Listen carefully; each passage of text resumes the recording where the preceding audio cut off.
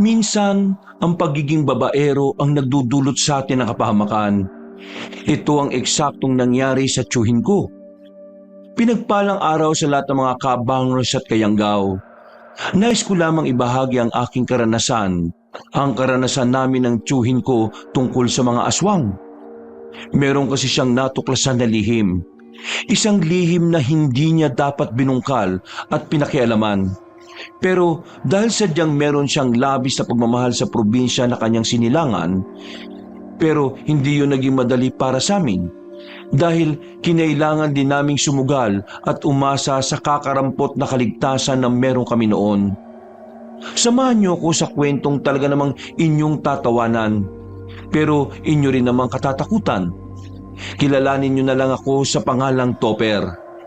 Kabanong, mga kabangers at mga kayanggaw, ito ang aking kwento. Pero bago tayo magsimula, kung maaari sana'y pindutin niyo muna ang subscribe button kung bago pa lang kayo sa channel nating ito.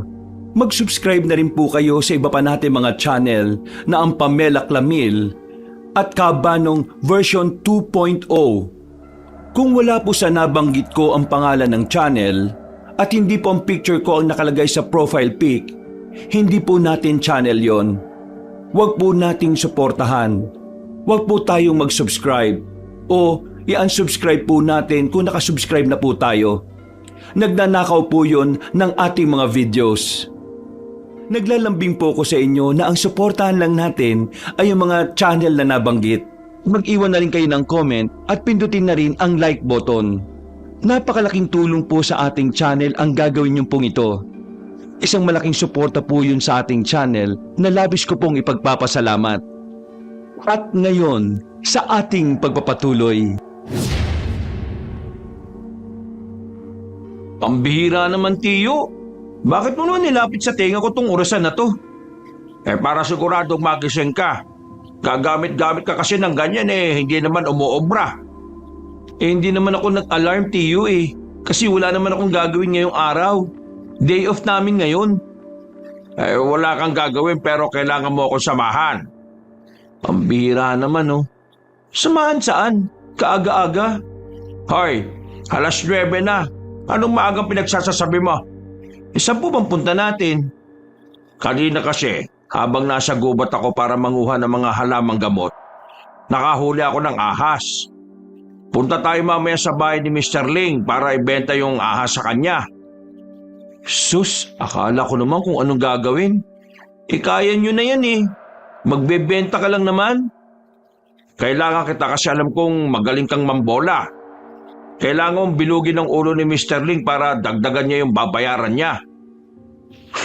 Ginamit niyo pa talaga ako sa maduming pamamaraan niyo Sige na, sayang din naman kasi yung ahas na nakuha ko kung hindi natin mapapakinabangan.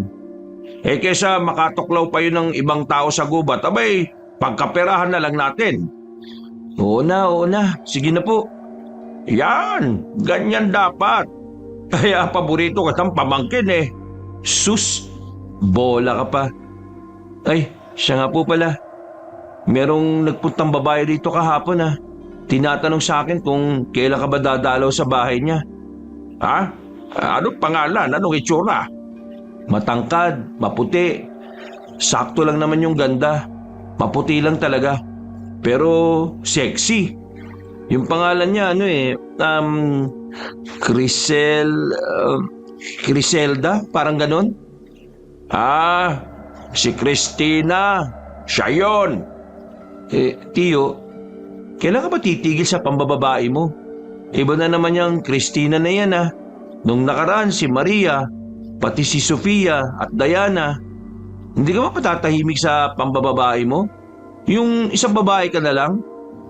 Topper, matanda na ako.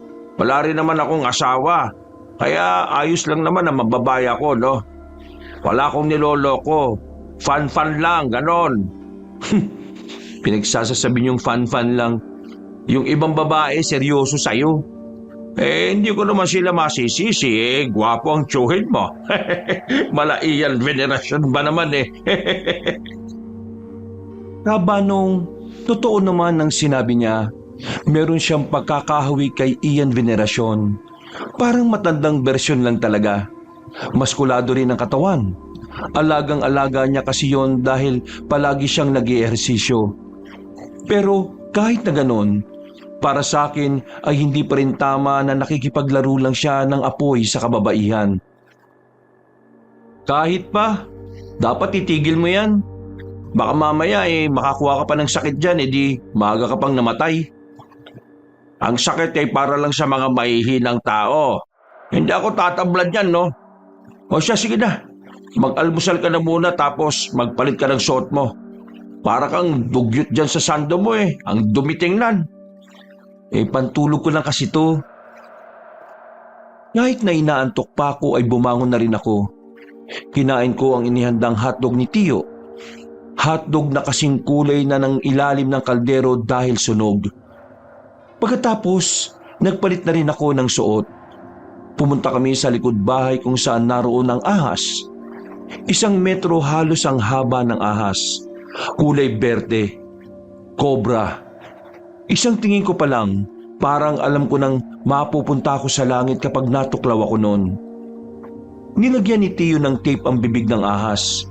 Hindi ko alam kung paano niya nagawa yon, basta nagpasalamat na lang ako kasi hindi ako matutuklaw.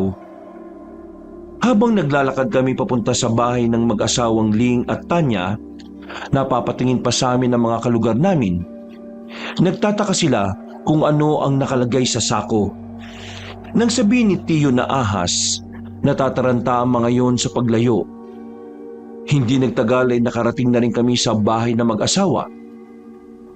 Sa bakuran pa lang ay sinalubong na kami ng masungit na si Aling Tanya. Isang matandang babae na namatayan ng asawa dahil sa droga at ngayon ay meron ng asawang inchik. At ano naman ang ginagawa ng peking albularyo rito sa bakuran ko, ha? Tanya, hindi ako nagpunta rito para makipag-asaran sa'yo. Gusto ko lang kausapin si Mr. Ling. Nasa loob ba siya? Wala siya. Kaalis lang. Aling Tanya naman, ayun si Mr. Ling nagkakapi sa loob. Magsisinungaling ka lang sablay pa. Ay, nandyan lang pala siya. Akala ko kasi design At kung kailangan nyo sa kanya, sabihin nyo na at ako na magsasabi. Hindi. Dapat ako magsabi. May kailangan kaming pag-usapan na tanging mga lalaki lang ang magkakaintindihan. Hay, kilala kita Jinggoy. Babaero ka. Baka mamaya hawaan mo pa ang asawa ko. May ibebenta lang kami kay Mr. Ling. Ito Ano ba kasi yan? Isang bagay na si Mr. Ling lang ang magkakagusto. Sa akin yun na muna dapat ipakita bago sa kanya. Baka mamaya kung ano pa yan. Sigurado ka bang gusto mo talaga makita? Akin na nga kasi. Inago ni Aling Tanya ang sako. Pagbukas niya, tinangka siyang tuklawin ng ahas. Buti na lang ay nakatape ang bibig noon kaya wala namang nangyaring masama sa kanya. Napasigaw siya. Makailang ulit na pinagmumura si Tio Jinggoy. Habang kami natatawa na lang. Ay, wisit ka Jinggoy. Gusto mo na ba talaga ako mamatay, ha? Ano ha? Sira ulo ka? Ay, ano ba nangyayari dito? Bakit ikaw sigaw-sigaw malakas, ako inom kape, istorbo ka? Ito kasing si Jinggoy. Gusto yata kong ipatuklaw sa ahas na dala niya. Ano? Ahas? Ay, Mr. Ling, may dala akong ahas at bala ko sanang ibenta sa'yo. Nahuli ko lang sa kagubatan. Nagtanong ako sa bayan tungkol dito at ang sabi, bibihira na lang daw ang ganitong ahas. Kaya marami ako ahas sa bahay ko sa bayan. Baka di na sila kasya. Kaya ayaw ko na yan. Mr. Ling, bibihira lang ang ahas na yan dito sa Aklan. Kung hindi mo ito kukunin sa iba na lang namin ibebenta. Ikaw rin. Baka kapag nasa iba na to saka ka naman maging interesado. Paano kung hindi naman na ito ibenta ng tao makakakuha nito sa amin? Di nanghinaya ka ngayon. At saka, tingnan mo ng maigi ang balat niya. Kakaiba. Hindi siya pangkaraniwang ahas lang. Kapag meron ka nito, pwede mong ipagyabang to sa kapwa mo kolektor ng mga ahas. Ikaw lang ang meron nito sa buong Aklan. At ito pang pinakamaganda. Base sa eksperto na nakausap namin sa bayan, itong ahas na ito mas madali lang mangitlog. Ibig sabihin, hindi lang ito magiging isa. Sa oras na ito yung mangitlog, mas maraming ganito na ang mapupunta sa'yo. Kung wala kang espasyo sa bahay mo pwede mo namang ibenta kung masyado na silang marami. Oh, di ba't ayos yun? Bebentahan ka namin ng kakaibang ahas tapos pwede mo rin itong pagkakitaan balang araw. Hay, wag mong sabihin na bibilhin yan. Nakita mo naman, munti ka na akong matuklaw. Malabong matuklaw ka niyan, Aling Tanya. Nakabusal ng tape yung bibig ng ahas Ikaw kamon baka tumuklaw sa kanya. Honey, wag mong bilhin yan ha. Mamaya kamalasan pa yung dala niya sa atin. Huwag nga kayong maniwala sa mga malas-malas na yan. Hay, manahimik ka, Topper. Palibhasa, wala kang alam sa malas at swerte. Mr. Ling, pag-isipan niyo po yung sinabi ko sa inyo. Hindi naman masama kung magninilay-nilay, di ba? Wala ka na mahahanap na ganito sa gubat. Pero sa Aling Tanya, marami ka pang mahahanap na ganyan. Ang daming kamukha niyan Mas marami pang mas maganda. Hay, inaasar mo ba talaga ako? Hay, ikaw tahimik ha. Ako irita na sa iyo, boses. Hindi ako makaisip maayos. Sinisigaw mo ba ako, honey? Hindi na ako tuwa. Ingay mo. Eto, usapa mga lalaki. Dapat, ikaw hindi nandito. Tahimik lang kung ikaw ayaw makapapasok sa bahay. Ikaw naman kasi, Tanya Ang ingay-ingay mo naman kasi masyado. Yan tuloy. Nagalit na yung honey mo. Che! Ano po, Mr. Ling? Bibilin mo na ba? Kailangan kasi namin ng pera ngayon Kung hindi ka makakapag-desisyon ngayon, baka ilapit na lang namin to sa ibang inchik sa bayan. Sayang naman kasi. Teka, sandali lang. Kung yan aking bili, ako ba makakasiguro na ahas na yan kakaiba? Pwede ka naman magtanong-tanong sa mga kapwa mo inchik para magkaroon ka ng ideya. No. Akin hindi tanong. Kapag akin tanong, baka ako unahan nila sa pagbili. O sige na, akin kuha na yan. Akin kuha lang pera sa loob, ha? Nagmamadaling naglakad ang matandang inchik papasok sa bahay nila para kumuha ng pera. Habang si Aling Tanya naman nakatingin sa amin na masama. Kung nakamamatay lang siguro ang mga titig niya, ay baka pinaglalamayan na kami. Kahit na kailan, Jinggoy, wala ka talaga mabuting dulot sa buhay ng ibang tao. Ano bang pinagsasasabi mo dyan? Nanggagamot nga ako. Tinutulungan kong guminhawa ang buhay ng iba. Nangihilot, gumagawa ng mga halamang gamot na nakakatulong din sa kalusugan ng mga tao. Ano ka ba naman, Tanya? Matatanda na tayo, galit ka pa rin sa akin. Alam mo, pasensya na kung hindi kita niligawan noon, ha? Nagpaubaya na ako kay paring Elmer kasi mahal ka niya Kaso ito namang si paring Elmer maaga namang nawala. Kapal naman ang mukha mong banggitin ang pangalan niya. At sinasabi mo na hindi mo ako niligawan. Saan ka nakakuha ng kapal na mukha para sabihin yan? Kahit na kailan, hindi naman kita nagustuhan, buwisit ka.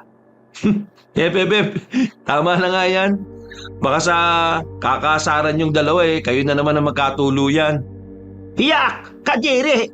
Mas pipiliin ko pang halikan ng ahas na yan kaysa piliin niyang lalaking yan, ano? Ay sige nga, kung talagang wala kang gusto sa akin, halikan mo tong ahas. Ano ka, swerte? Para-paraan ka rin, ano? Kapal ng mukha mo? Nanahimik na kami na makabalik na si Mr. Ling. May dala-dala na siyang pera at agad naman yung inabot sa amin. Abot langit ang ngiti ni Tiyo. Ganon din naman si Mr. Ling. Ang hindi alam ng incheck na yon, ang ahas na nakuha namin ay pangkaraniwan lang talaga. Madalang lang talaga makahuli ng ganon dahil masyadong mailap. Pero ang totoo, marami talagang ganon sa liblib na gubat. Nang makabalik na kami sa bahay ay paldo-paldo kami ng tiyo ko. Binigyan niya ako ng parte. Bagay na kinatuwa ko naman kasi kahit day off ko, may kinita pa ako. Pagtapos ng pananghalian, may dumating na namang babae sa bahay. Linda naman ang pangalan. Ibang babae At malamang sa malamang, dahil may pera na naman ang tiyo ko, iwawaldas na naman niya yon sa babae. Napapailing na lang ako habang tinitingnan ng tiyo ko na naglalakad paalis kasama ang babae niya. Papasok na sana ako sa bahay nang dumating naman ang dalawa kong kaibigan, si Eloy at Pudong. Oh, anong ginagawa niyo rito? Kung makatanong naman to, parang sobrang nakakabala kami. Tara na nga, Pudong. Umalis na nga lang tayo. Uy, tumigil nga kayo. Hindi bagay sa inyo magtampo ah. Ano ba kailangan nyo? Meron kaming alam na trabaho. Gusto mo bang sumama? Total, gusto mo nang umalis dun sa pinyahan kasi mababa ang sahod, di ba? Anong trabaho naman yan? Maayos ba ang sahuran? Legal ba? Legit? Hindi naman delikado dyan. Oo, legal. Maayos, disente at marangal. Ano man trabaho? Parisan.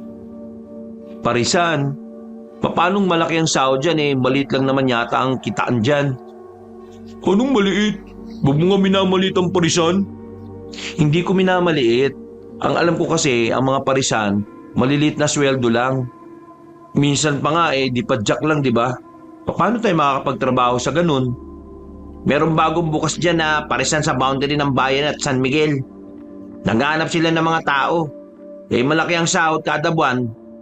Ayos na rin kaysa dyan sa pinyahan na pinapasukan mo na arawan ng sahod pero laging kulang.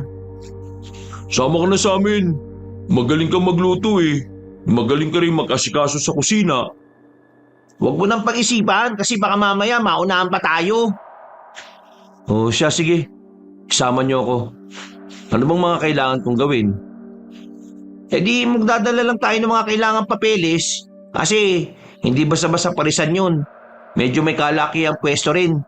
Kainan talaga siya pero ang specialty nila ay pares. Excited na ako magtrabaho kasama kayo. Trabaho ang pupuntahan natin hindi ka tarataduan, Pudong. Grabe ka naman magsalita. Para naman akong palagi ang gumagawa ng katarantaduhan sa pagkakaibigan natin. Sino pa ba? Ikaw lang naman ang siraulo sa ating tatlo eh. Bukas ng tanghali magpunta tayo ron. 2 araw kasi mula ngayon, magbubukas na sila. Tingin ko, kulang pa sila sa tao kaya dapat makauna tayo. Sumang-ayon ako sa kanilang dalawa dahil sa totoo lang kabanong, hindi na rin kasi talaga sumasapat ang kinikita ko sa pinyahan. Arawan ng sahod pero palagi namang delay o kulang. Si Tio Jinggoy naman, may kita lang din naman siya kapag may nagpapagamot o nagpapahilot. Tapos kalahati pa ng kinita niya napupunta sa pambababae niya. Kaya kinabukasan, pinatos ko na ang sinasabi ni Eloy at Pudong.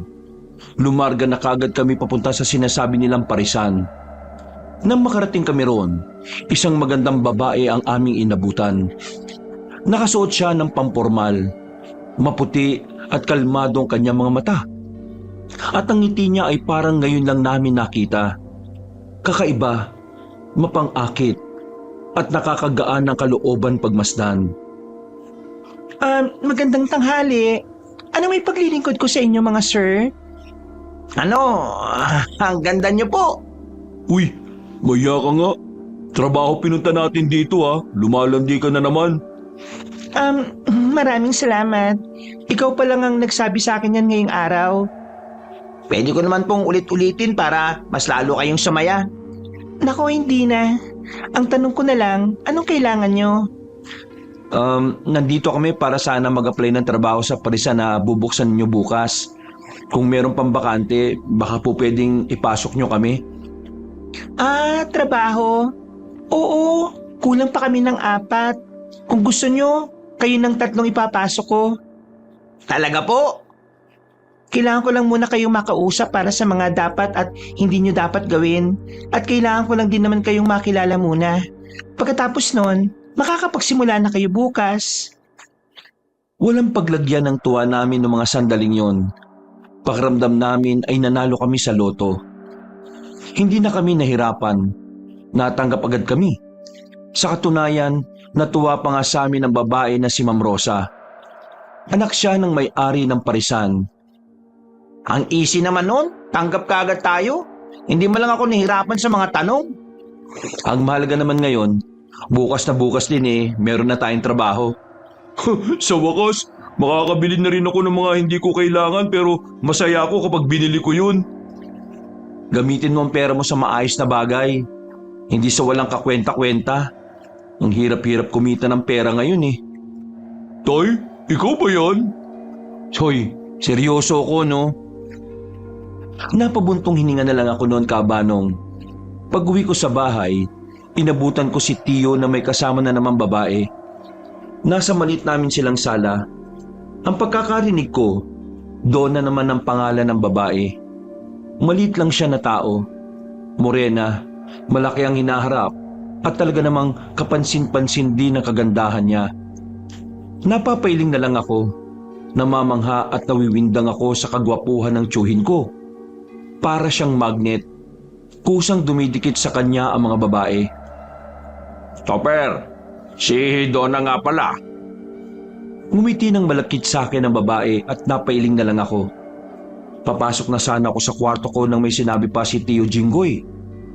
Magpapakasal na kami sa susunod na buwan. Ho? Agad-agad? Bakit? Anong bakit? Lalaki ako, babae siya. Single ako, single siya. At mahal namin ang isa't isa. Anong questionable doon? Mahal? Mahal niyo ang isa't isa? Sigurado ba kayo, Tio?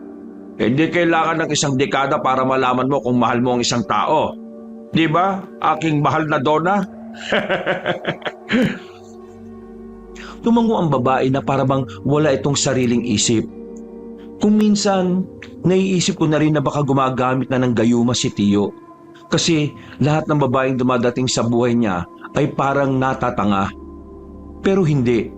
Alam kong hindi gagawin yun ni Tio. Kasi para sa kanya, ang mga gumagamit lang ng gayuma ay ang mga taong pangit. Hindi pa rin ako makapaniwala na bigla magpapakasal na ang tiyuhin ko sa isang babae na gaya lang din naman ng iba na basta na lang niya nakilala. Wala akong ideya kung ano na naman ang pumasok sa utak niya. Pero kahit na hindi ako pabor sa sinasabi niyang kasal, ayaw ko rin naman pigilan ang kaligayahan ng tiyuhin ko. Sabi nga niya, matanda na siya. Marami na siyang napagdaanan sa buhay kaya oras naman para sumaya siya. Kinuwento ko ang bagay na yon sa dalawa kong kaibigan at gaya ng inaasahan ko, para pareho lang kami ng naiisip. Hindi seryosong babae sa kanya. Sinong tanga magpapakasal kay Mang Jinggoy wala naman siyang yaman na pwedeng ipamana. Yun na nga nakapagtataka Bakit magpapakasal itong babae sa tiyuhin ko? Ano yun? Mahal niya talaga ang tiyuhin ko Kailan lang naman sila nagkakilala? Baka nga wala pang isang linggo Tingin ko, mayroong binabalak ang babaeng yan. Delikado dyan tiyuhin mo. Ayaw naman kasi makinig sa akin ni Tio. Nagagalit pa yan kapag napagsasabihan. Ang dahilan niya, matanda na siya at hindi niya kailangan ng opinyon ng kagaya kong mas bata sa kanya. Di hayaan mo na lang. Kapag nasaktan ng tiyuhin mo, baka doon na niya matutunan ng mga dapat niyang matutunan. Mamaya na natin nga pag-usapan yan. Nandito na tayo Matapos naming iabot ang bayad sa matandang driver ng tricycle, bumaba na rin kami. Nasa harapan na kami ng parisan. Magbubukas pa lang yun. Naroon na si Ma'am Rosa at agad naman niya kaming tinawag para tumulong sa mga ginagawa nila. Sa unang araw ng pagbubukas ng parisan, marami ang kumain. Maganda rin kasi ang pwesto nila roon dahil nasa gilid ng bayan ng isang baryo. Dinadagsa talaga ng tao. Kaya kabubukas pa lang, pagod na kaming tatlo. Meron naman kaming ibang kasama roon pero hindi naman namin ka-close. Wala silang ibang inaatupag kundi trabaho lang. Masarap at mabango ang pares, malasa talaga. Kahit sa baulang mabubusog ka na. Ang karne naman na nakahalo doon, hindi lang basta karne. Kasi malaki ito. Hindi gaya ng iba na parang tinipid. Pagsapit ng bandang 9:00 ng gabi, nakaramdam na rin kami ng pagod. Sakto na wala ng customer kaya nakakuha kami ng pagkakataon para makapagpahinga.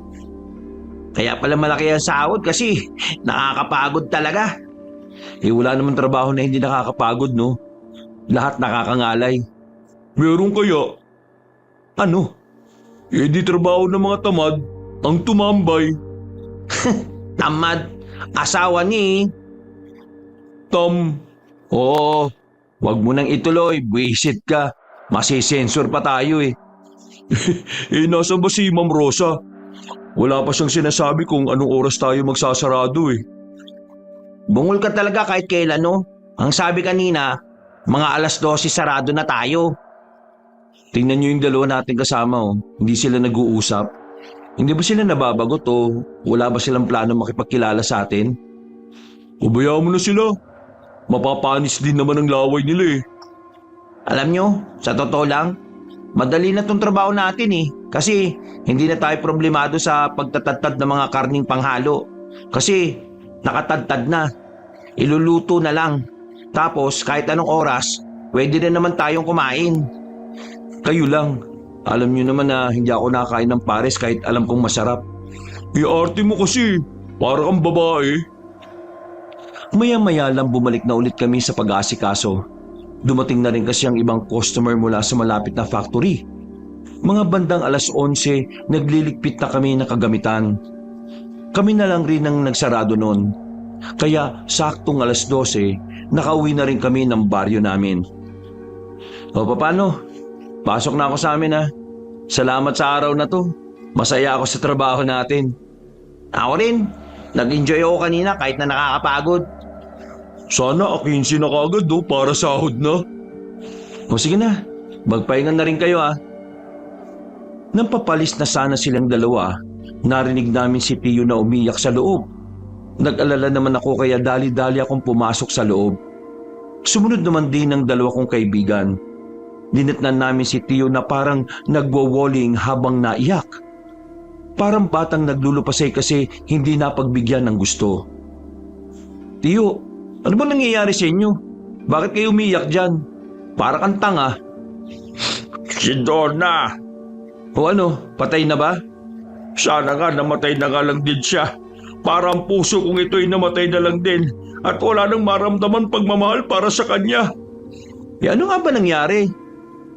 Umutang ako sa Bombay para ipampagawa ng gown niya sa kasal namin. Pero hindi niya na ako kinausap. Hindi na siya nagparamdam buong araw. Kanina, nakita ko yung katrabaho niya. Ang sabi, pumunta na raw ng Maynila kasama yung nobyo nito. Ginamit niya lang ako. Kinuha niya lang ang pera ko na inutang ko pa sa Bombay. Iyan naman kasi. Ayaw nyo kasing maniwala sa akin Masakit, di ba? Ayos lang yan, Mang Jinggoy. Parang kagat lang naman yan ng dinosaur eh. Hindi ayos yon. Hindi. Babaero ka naman eh. Hindi umanak ko na lang ulit ng panibago. Si Donna lang napagdesisyonan kong makasama habang buhay. Kaya hindi ako pwedeng humanap ng iba. Siya lang talaga. Ay nako, ewan ko sa inyo, Tio. Yan kasi napapala mo sa pagiging babaero mo eh. Kinakarma ka na. Anong oras na matulog ka na. Ayoko matulog. Hindi ako makakatulog sa sobrang sakit nito. Kung kailan ako nagseryoso, doon ako tatarantaduhin. Ang tawag dyan, katangahan at karma. Mabuti pa. Iinom na lang natin yan. Uy, may pasok pa tayo bukas ha. Ayoko uminom. Siya lang ang gusto ko makasama. Napapailing na lang ako ng mga sandaling yon, Kabanong. Hindi ko na lang pinansin si Tio. Pumasok na lang ako sa kwarto ko at ang dalawa ko namang kaibigan ay umalis na rin. Kinaumagahan, tulala pa rin si Tio. Ang haba na ng pila sa bakuran at ang daming nagpapagamot sa kanya pero wala pa rin siyang gana. Sinabihan ko na lang ang mga tao na bumalik na kinabukasan. Naintindihan naman nila. Tio, wala ka pang tulog Sa ginagawa mong yan baka magkasakit ka naman. Mas mabuti nang magkasakit kesa maramdaman ko ang panghabang buhay na sakit. Ay nako, sumasakit ang ulo ko sa sinasabi niyo, Tio O siya, aalis na muna ako Bibili lang ako ng makakain natin. Siya nga pala, nakapagsimula na kami dun sa parisan na pinasukan namin. Kumusta naman ang unang araw ng trabaho? Ayos naman, masaya, nakakapagod. Mabuti naman may maayos ka ng trabaho na malaki ang sweldo. Patutulungan mo na ako magbayad ng utang sa Bombay.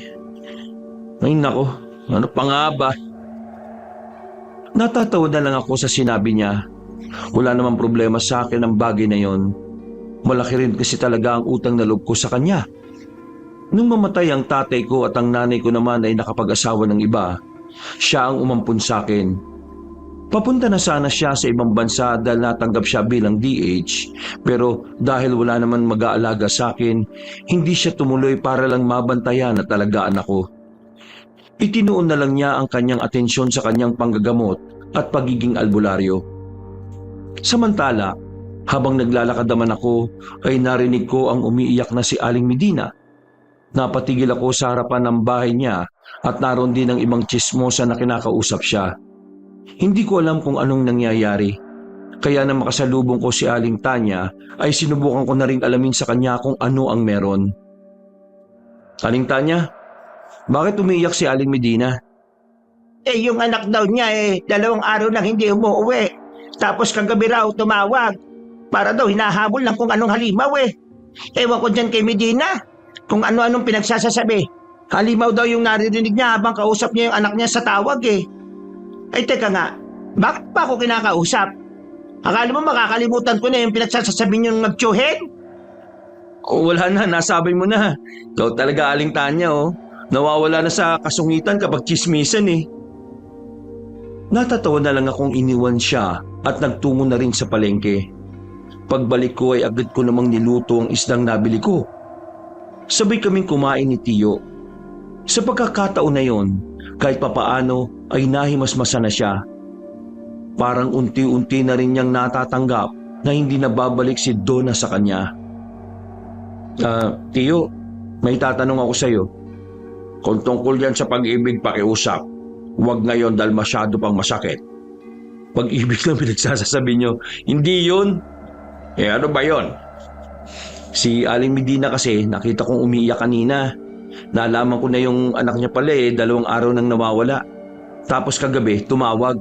Ang sabi sa akin ni Aling Tanya, nung kinakausap daw ni Aling Medina yung anak niya may naririnig daw itong parang halimaw na humahabol sa anak niya. Parang tumatakbo yung anak niya tapos biglang hindi na raw niya narinig. Ang narinig na lang tunog daw ng halimaw. Ay Diyos ko, naniniwala ka naman dyan kay Tanya. Numero 1 tsismosa yon. Hindi lang naman kay Aling Tanya nang galing yun Narinig ko na rin yun sa kamag-anak ni Aling Medina na ganun nga ang nangyari. Ang tanong ko, naniniwala ka ba sa aswang? Kasi kung totoong may halimaw na humahabol sa anak ni Aling Medina, di ba? Aswang lang naman yon at wala nang iba pa. Alam mo, naniniwala naman ako sa mga aswang. Pero hindi na kasi uso yun ngayon Napaka-moderno na ng panahon natin. Wala na sila ngayon.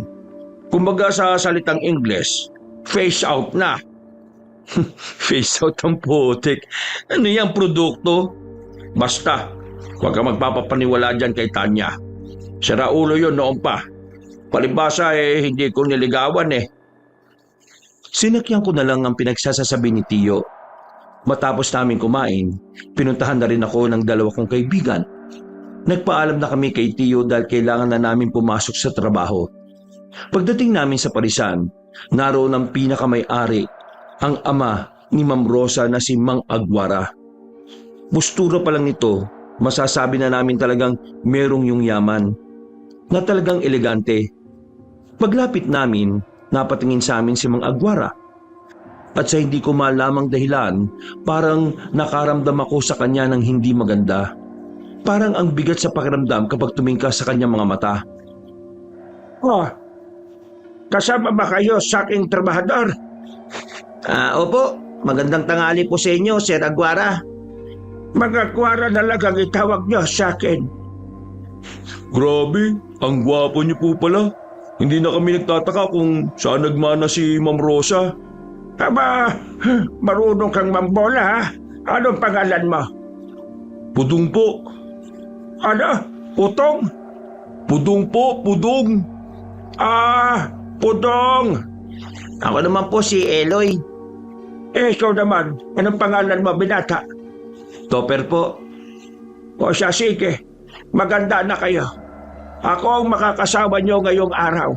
Wala kasi ang anak ko ngayon. Mag-aasikaso siya ng iba naming mga negosyo. Nung sandaling yun, tahimik lang ako. Hindi ko magawang makapagkulit. Hindi ko kasi alam kung bakit sa tuwing magtatama ang tingin namin ni Mang Aguara, meron akong nararamdamang mabigat sa kanya. Kahit na nakangiti naman siya sa akin, napapansin na nga rin ng dalawa kong kaibigan ang pananahimik ko. Pero sinasabi ko na lang sa kanila na inaantok ako. Mga bandang 6:00 ng gabi, nagpapahinga na kami, wala nang ganong kumakain. At dahil wala naman na kaming masyadong ginagawa, naisipan ko na lang ilaga ang ibang karne na naroon para madali ko nang matagtad. Pagtingin ko sa plastic na kinalalagyan ng karne, meron akong nakitang simbolo sa balat ng baboy. Parang hugis tatsulok siya. Parang pamilyar sa akin. Kukunin ko na nga sana ang parting yun ng baboy pero biglang dumating naman si Mang Aguara. Ano ginagawa mo? Ilalaga ko lang sana itong ibang karne para naman mamaya tatagtarin ko na lang po. Hindi na kailangan. Bitiwan mo yan. Po? Hindi mo gawain ng maglaga. Si Cosme ang nakatoka sa pangluluto. Kayo ay taga-assist lang. Sumang-ayon na lang ako kahit nataliwas yun sa nakalagay sa papel kung ano ang trabaho namin. Sa akin kasi, isa ako sa mga magluluto sa kusina. Pero dahil si Mang Aguara ang nagsabi, ay nanahimik na lang ako. Binitiwan ko ang karne at lumabas na lang ako. Pinuntahan ko si Eloy at Pudong na nagpapahinga sa gilid. Oh, bakit? Anong sabi sa iyo ni Mang Aguara? Wala naman. Hindi ka napagalitan? Bakit naman ako pagagalitan? Kasi nagtatrabaho ka pa rin kahit na break time Sa totoo lang, masama kutob ko sa tatay ni Ma'am Rosa Ha? Paano masama? Basta, ang bigat ng pakiramdam ko sa kanya. Parang merong mali sa kanya. Napagalitan ka lang kung ano-ano nang sinasabi mo. Hindi nga ako napagalitan, kulit mo. Makalipas ang ilang minuto ay bumalik na rin kami sa trabaho. Kahit abala, hindi pa rin nawawala sa isipan ko kung saan ko nakita ang markang tatsulok sa taba ng baboy. Sigurado kasi ako noon na nakita ko na yon sa kung saan. Hindi ko lang talaga maalala ang eksaktong lugar. Dakong 11:00, magsasarado na kami. Nauna nang umalis ang amo namin, pati na rin yung dalawa pa naming kasama. Kami na lang ang naiwan doon. Meron pa kasing hinuhugasan si Eloy sa kusina. Habang ako naman, binalikan ko yung plastic ng taba ng baboy. Hinanap ko yung nakamarka na tatsulok, pero hindi ko na nakita pa. Uy, anong gagawin mo dyan? Kukuha ka? Bawal mag-uwi niyan, baliw ka. Hindi ko naman iuuwi Meron lang akong tinitingnan. Ano? Yung marka ng tatsulok dito sa taba. Wala na Pakiramdam ko kasi nakita ko talaga yun. Ano ka ba naman? Normal naman sa mga baboy yun. Tinatatakan nila ang mga baboy na binibenta nila bilang palatandaan na sa kanila nang galing yun. Kaya yun ang dahilan bakit parang pamilyar sa'yo. Ganun ba? Oo. Mabuti pa, tulungan na lang natin si Eloy para makauwi na rin tayo. Pagdating sa bahay, inabutan ko si Tio Jinggoy. Kahit 12:00 na ng gabi, nagluluto pa. Sobrang sigla niya. Pakanta-kanta pa kahit tahimik na ang paligid. Ang unang pumasok sa isip ko noon, baka nakipagbalikan na sa kanya si Donna. Oh, Tio, ang saya-saya mo yata ngayon Anong meron? Meron na akong bagong mamahalin. Ha? May bago na naman kayong babae? Oo, maganda siya. At malabong perahan niya ako kasi may sarili siyang pera. Mukhang mayaman Kayo na agad? Hindi syempre manliligaw muna ako sa kanya. Gusto ko na kasing magseryoso. Gusto ko nang gawin yung ginagawa talaga ng mga lalaki kapag may gusto silang babae. Wow tingin ko tumitino na utak niyo Kaya nga bukas, kapag maraming magpapagamot, tatanggapin ko lahat para meron akong pera pang date kay Rosalinda. Rosalinda ang pangalan niya? Gandang pangalan parang yung sa telenovela. At maganda rin talaga siya. Sobrang ganda. Masaya ako para sa chewing ko dahil nakikita kong unti-unti na siyang nagtitino. Pero syempre, dinadasal ko pa rin na sana totoong seryoso na siya sa babae. Kinaumagahan, maganda na sana ang gising ko dahil walang naging istorbo sa aking pagtulog, pero paglabas ko ng bakura namin, narinig ko na namang umiiyak si Aling Medina. Napapailing na lang ako. Lalagpasan ko na sana yon nang marinig ko ang sinabi ni Aling Tanya habang kausap ko ang ibang tsismosa.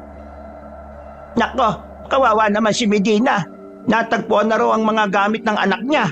May mga bahid nga ng dugo. Alam niyo, makasiguro totoo na halimaw ang humahabol sa anak niya. Kasi dun sa gubat kung saan nahanap yung mga gamit ng anak niya, meron silang nakitang mga hiwa sa puno. Parang parang gawa ng mahabang kuko. Napaisip na naman ako sa sinabing yon ni Aling Tanya. Kahit na alam kong marami sa mga sinasabi niya minsan ay hindi totoo, hindi ko pa rin maiwasan na hindi bigyan ng pansin yon. Lalapit pa sana ako para mas marinig ang usapan nila, pero napatingin sila sa akin. Anong tinitingin-tingin mo, ha? Oh, wala po, napadaan lang po. Isa ka rin yatang chismoso eh. Hindi ko na siya sinagot pa at tinawanan ko na lang.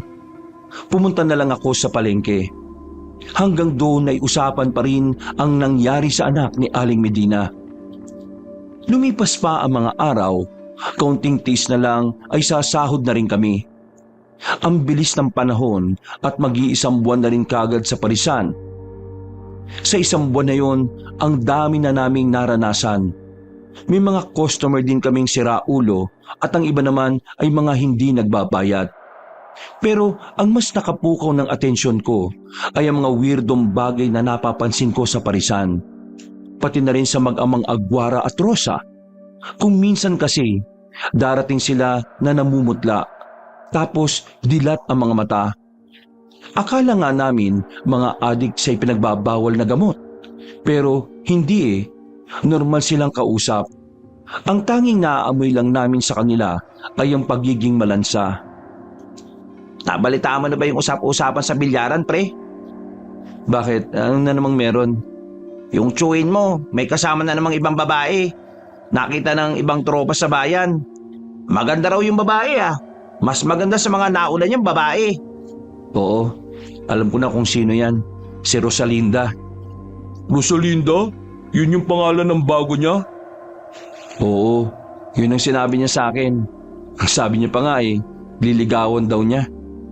Wow! Mukhang natuto na talaga yung tsuhin mo ha? Sana nga magtuloy-tuloy para naman makahanap na siya ng tao makakasama niya habang buhay. Alam niyo naman, hindi naman kami habang buhay magkakasama ni Tio, kaya dapat meron din siyang makilala para maging pamilya. Yung pinapakalat na pamilya ni Aling Medina, alam mo na rin ba? Pinapakalat? Ano yun? Ang hinala kasi ng angka nila Aling Medina, aswang yung dumali sa anak niya. Kaya yun, nagpapakalat sila ngayon ng balita na baka may aswang sa probinsya natin. Bilang paghahanda lang naman daw.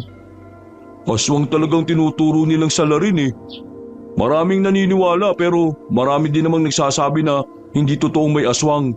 Na baka nababaliw na si Aling Medina kaya nasasabi niya yung mga yun. Habang patagal ng patagal, mas lalong nabubuhay ang usapin tungkol sa mga aswang. Marami na sa aming mga kalugar ang naging interesado na gawing paksayon sa bawat pagsasalo. Isang hapon, habang nagpapahinga ako dahil wala naman kaming pasok sa parisan, biglang dumating si Tio. Akala ko'y siya lang mag-isa, pero meron siyang kasama. Pagsilip ko sa labas, nakita ko si Ma'am Rosa at sa paraan ng tinginan nila sa isa't isa ay parang sobrang gaan ang loob nila. Ma'am Rosa? Teka, magkakilala pala kayong dalawa? Ma'am namin yan sa parisan anak ni Mang Agwara. Ma'am, totoo ba yun, Rosa? Oo, totoo yun. Rosa? Rosalinda? Bakit hindi ko yung kagad naisip? Teka, edi kayo po pala yung nililigawan ng chewing ko. Paano nangyaring napukaw nitong matandang to ang atensyon nyo, ma'am? Hoy, grabe ka naman sa makamatanda ka. Sino naman kasing babayang hindi makakapansin sa kanyang charm? Gwapo, madaldal, at maraming alam. Isa pa, albularyo. Nakakatuwa kaya ang mga albularyo kasi ang dami nilang natutulungan. At saka seryoso ko, no? Kahit na alam kong magkalayo ang estado namin sa buhay, handang-handa akong magsikap para sa kanya. Oo na. Wala naman akong sinabing hindi ka seryoso eh. Hindi lang ako makapaniwala na magtatagpo ang landas ninyo. Pwede bang iwan mo na muna kami? Kasi mag-uusap kaming dalawa tungkol sa mga, alam mo na, bagay-bagay. Pasensya ka na, Topper, kung maabala ko yung pagpapahinga mo. Hindi. Ayos lang naman. Sige, lalabas na ako. Napapailing na lang ako sa mga nangyayari. Hindi ko talaga inaasahan na si Ma'am Rosa ang pinakabagong babae ni Tio Jinggoy. Napapamura na lang ako at natatawa. Hanga na talaga ako sa kagwapuhan ng tiyuhin ko. Kinuwento ko na rin sa dalawa kong kaibigan ang nangyari. Kahit sila ay hindi rin makapaniwala. Naboga pa ni Eloy ang iniinom niyang kape, habang si Pudong naman ay makailang ulit pang napamura. Walang ya. Seryoso ba? Si Ma'am Rosa? Seryoso nga. Kung ayaw mong maniwala, di puntahan mo dun sa bahay. Paldo si Mang Jinggoy Sobrang ganda nun ni Ma'am Rosa. Pambira talaga Nagsisimula na talaga ako mag-isip na baka gumagamit ng gayuma ang tiyuhin mo eh. Normal naman sa mga albularyo yun, di ba? Sira ulo. Hindi gumagamit ng ganun si Tio. Malakas lang talagang appeal niya sa mga babae. Kasi kahit may edad na, kita nyo naman ang gwapo pa rin, di ba? At saka, magaling kasi siyang magsalita eh. Magaling mang-uto, mambola. Ngayon, alam mo nang si Ma'am Rosa ang babae ng tiyuhin mo, di pupunta-punta na yun sa bahay ninyo. At dahil madalas mo na siyang makikita, mas maobserbahan mo na si Ma'am Rosa. Teka, bakit kailangang obserbahan? Ito kasing tropa natin may napapansin daw sa ma'am natin. Napansin ko kasi si Ma'am Rosa nung nakaraan. Parang ang lakas niya para sa isang babae. Nakita ko siyang nabuhat niya yung walang kahirap-hirap yung sako ng graba sa likod ng parisan Ba't naman niya bubuhatin yun? Malamang para may space siya doon. Kasi doon siya minsan tumatambay Pero ano ba? Di naman mahalaga kung bakit siya binuhat yun. Ang mahalaga ngayon ay kung paano niya yun ginawa. Totoo ba sinasabi nitong si Topper? Hindi ko rin alam pero naintriga akong alamin Pakiramdam ko rin kasi merong kakaiba sa kanila mag-ama. Masyado lang yata kayo nag-iisip. Wala naman akong napapansin sa kanila Paano may mapapansin ka? Sa tuwing may kakain na babae sa parisan, hindi na maalis ang tingin mo dun. Oo nga, sira ulo ka rin Basta, sikreto na lang muna natin Gusto kong malaman kung talaga bang normal lang sa kanya na malakas siya. Napabuntong hininga na lang ako kabanong tumambay lang ako sa bahay nila Pudong. Mga bandang gabi na, bumalik na ako sa bahay namin.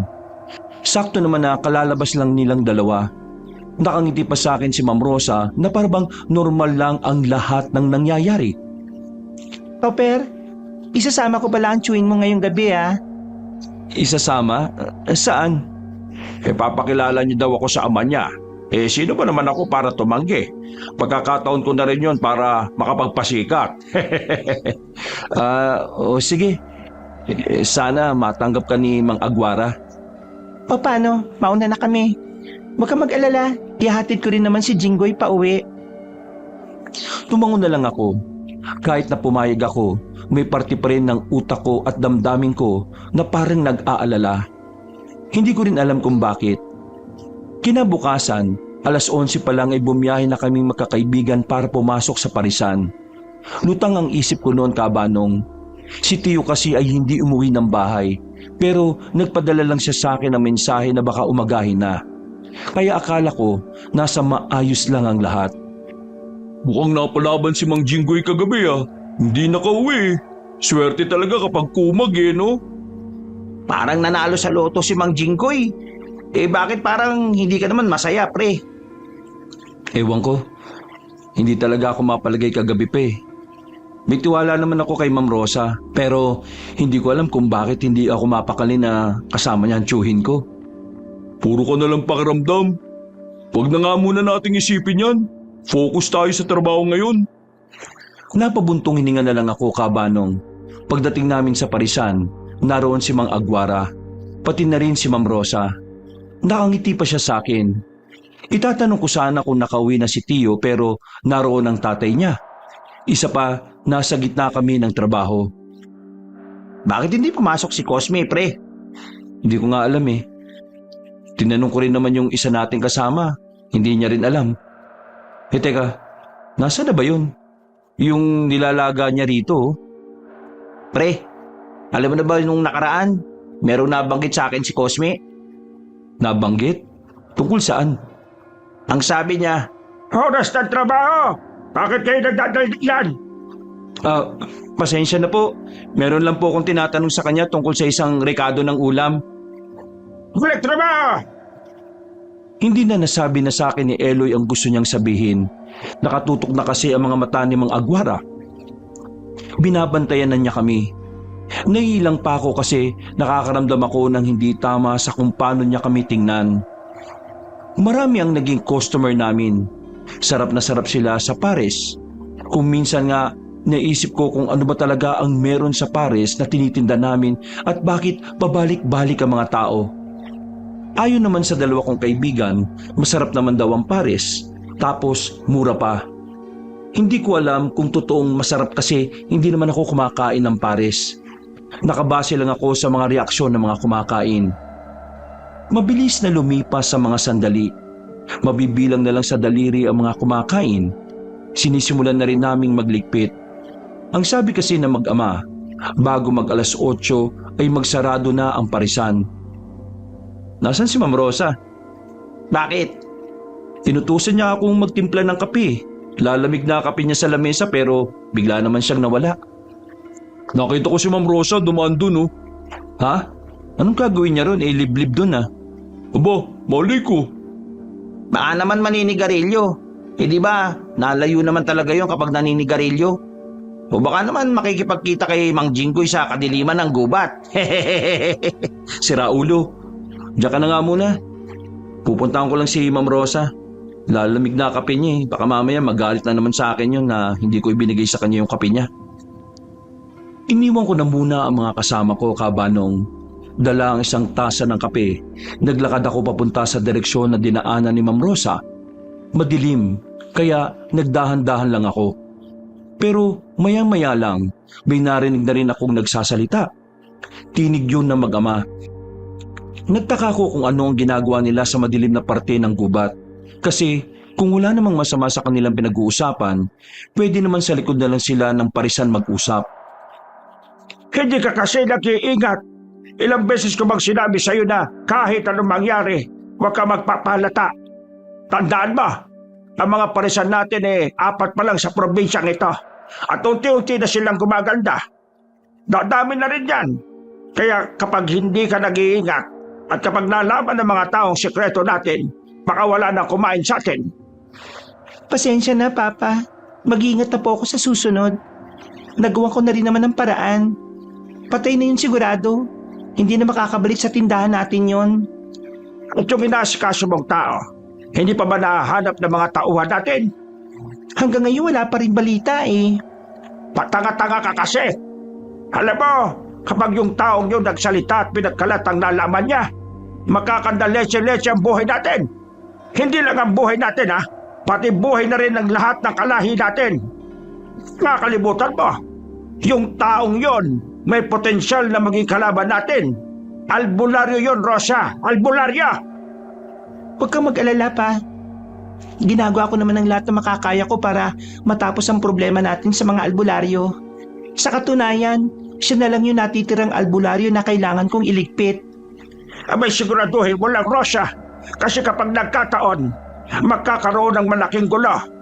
Ang mga negosyo natin, lalong-lalo ng parisan at ang mga morgue natin, mawawala.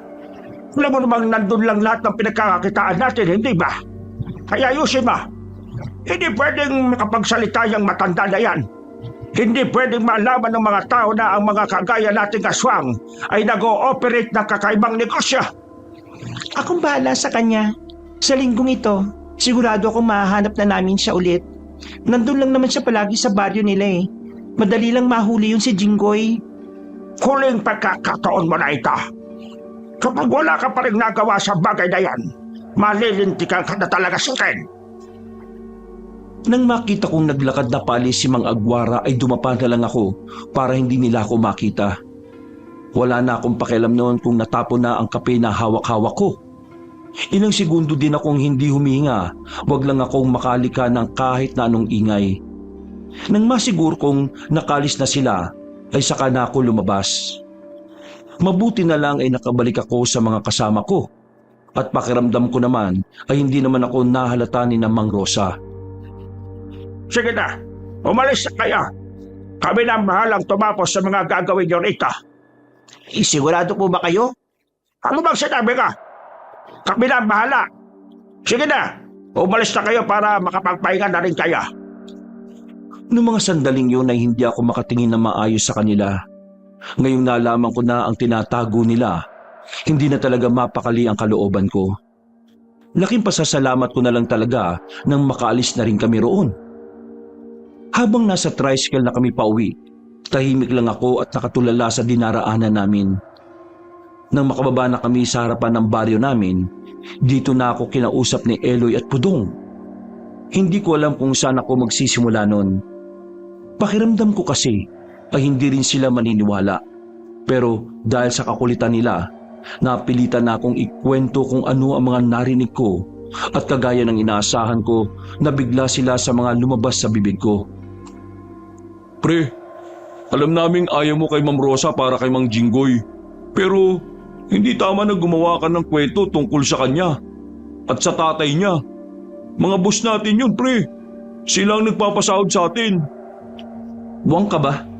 Tingin mo gagawa ako ng kwento kung alam kong pwede kong ikapahamak kapag nalaman nila? Hindi ako naghahabi lang dito ng mga detalye para makabuo ng kasinungalingan, mga pre. Kung ano yung sinabi ko sa inyo, lahat yun totoo. Narinig ko. Malinaw. Aswang sila, mga pre.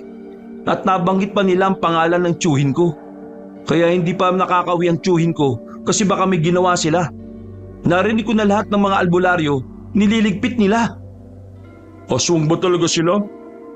Yung mga ganong itsura? Tingnan mo nga sila oh. Mukhang mayayaman at magaganda kutis. Ibig sabihin lang nito, baka napahamak ang tiyuhin mo, Topper. Sandali nga. Naniniwala ka sa kanya, Eloy? Meron na rin ako napapansin na kakaiba sa mag-amang yun eh.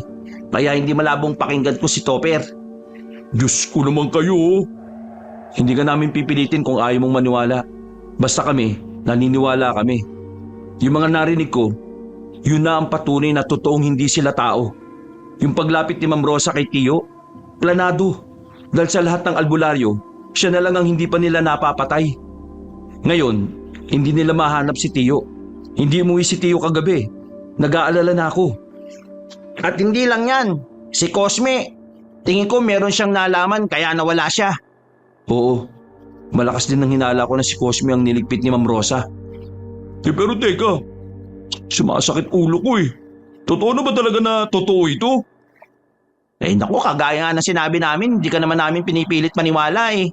Paniwalaan mo kung anong gusto mong paniwalaan. Eh kung yan ang pinaniniwalaan nyo, edi susubukan kong maging yan rin ang paniniwala ko. Napabuntong hininga na lang ako, Kabanong. Nang maalala ko si Tio Jinggoy, nagmadali akong tumakbo papunta sa bahay namin. Sumunod din naman kaagad ang dalawa kong kaibigan. Pagdating namin sa bahay, nakasarado na ang pintuan. Akala namin wala si Tio doon, pero naramdaman naming may tao sa loob. Kaya tinawag ko siya. Agad din naman naming binuksan ang pintuan. Hinila niya kami papasok sa loob. May hawak siyang itak. Takot na takot. Tingin ng tingin sa labas. Para bang meron siyang tinataguan. Tio, ano ba nangyayari sa inyo? Ayos lang ba kayo? Bakit hindi kayo umuwi kagabi? Huwag kang maingay, Topper. Huwag kayong maingay tatlo. Baka nandyan sila. Sino? Yung mga aswang? Nang sabihin ko yun, nakita kong pagbabago sa mukha ni Tio Jinggoy. Nagtataka siya, naguguluhan. Kaya naman sinabi ko na rin sa kanya kung ano ang mga nalaman ko. Hindi siya makapaniwala. Naninikip ang dibdib niya. Kaya pinakalma na muna namin siya. Nang mahimasmasa na siya, sinimulan na rin namin ang kwento ko. Una pa lang, naghihinala na ako sa galawan ni Ma'am Rose. Nakita ko kasi siya isang beses. Nabuhat niya ng isang kamay yung sako na may laman ng buhangin at graba. Doon nagsimulang obserbahan ko siya.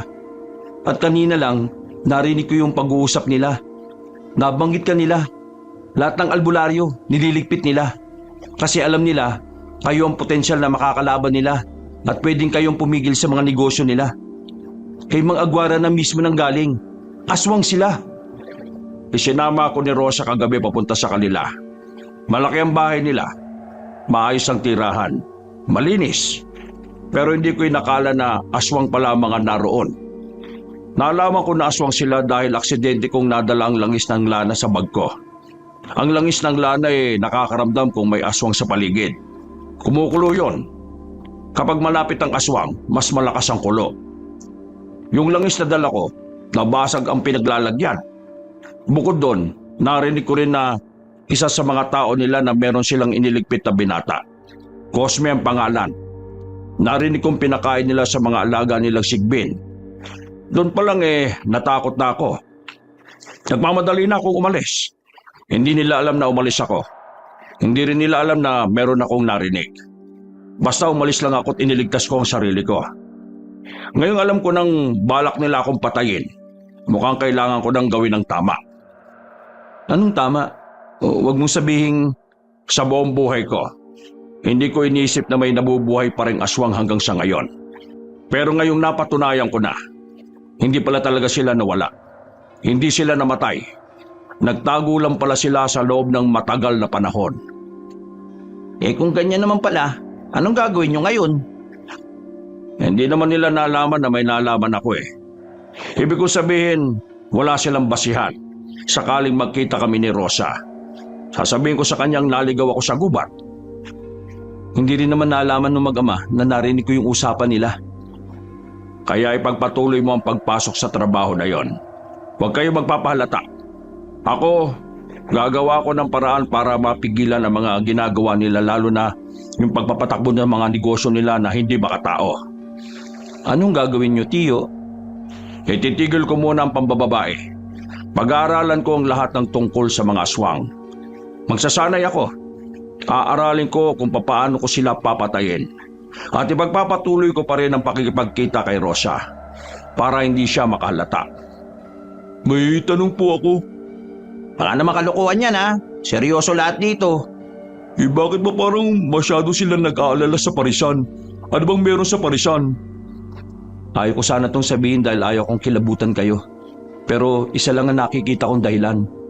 Ano nga? Sigurado ko bang gusto mo talagang marinig ang naiisip ko? Oo, sabihin mo na. May nilalagay silang kakaiba sa parisan kaya sarap na sarap ang mga tao. Kung naalala niyo yung sinabi kong meron silang negosyo na morgue, doon pa lang alam niyo na kung anong nilalagay nila sa pares. Nang mapagtanto ni Eloy at Pudong ang nais kong tukuyin, bigla silang tumakbo sa kusina namin at makailang ulit na sumuka. Silang dalawa kasi ang madalas kumain ng pares. Kung minsan pa nga, nag-uuwi sila ng hindi alam ng may-ari. Yun lang naman ang naiisip ko, pero malaki ang tsansa na yun nga ang ginagawa nila.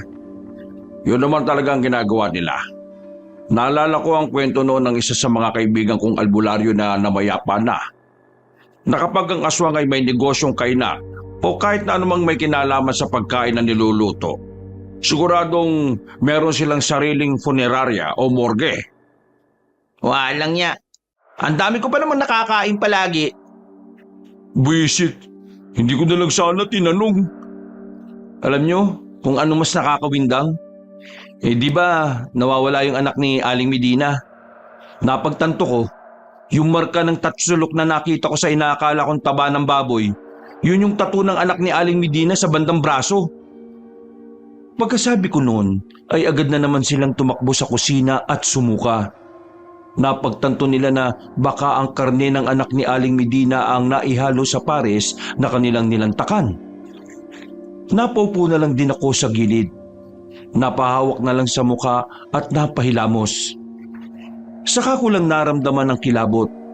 Kinakabahan ako para sa kaligtasan namin noon dahil alam ko, hindi lang si Ma'am Rosa at Mang Aguara ang aswang.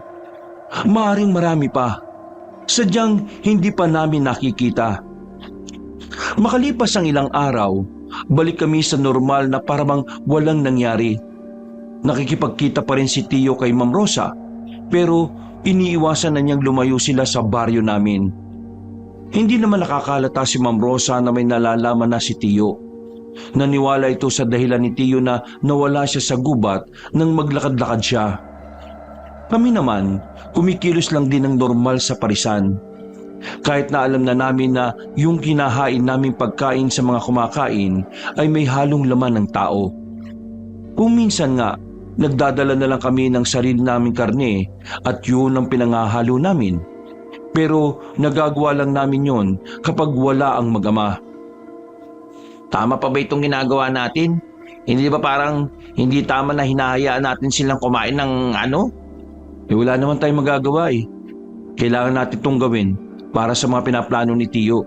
Isa pa, hindi pa naman sumasakit ang tiyan nila.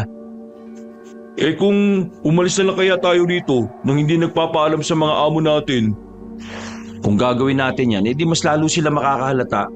At saka, tingnan mo yung kasama natin, yun lang ang may iwan dito. Wala na nga si Cosme eh. Maya-maya lang ay natigilan na rin kami sa pag-uusap nang mapansing nakatingin na nga sa amin si Mang Aguara. Nakaramdam kami na matinding pagkailang ng mga sandaling yun. Pinilit na lang naming ituon ang atensyon namin sa ibang bagay. Mabilis na lumipas sa mga oras, sumapit na rin ang kinagabihan. Wala na kaming customer. Kung tutuusin, maaga dapat ang uwi namin dahil tuwing Sabado ay gano'n naman talaga. Pero hindi namin maintindihan kung bakit parang hindi kami sinasabihan ni Mang Aguara na umalis. Topper, tingin ko umalis na lang tayo. Kanina pa dapat tayo nakauwi eh. Sabado ngayon dapat maaga uwi natin. 9:00 na lagpas na 1 oras. Kinakabahan na ako rito Natatakot ako pre. Aswang yung mag-amang yan, baka nakakalimutan nyo. Hinaan mo lang yung boses mo.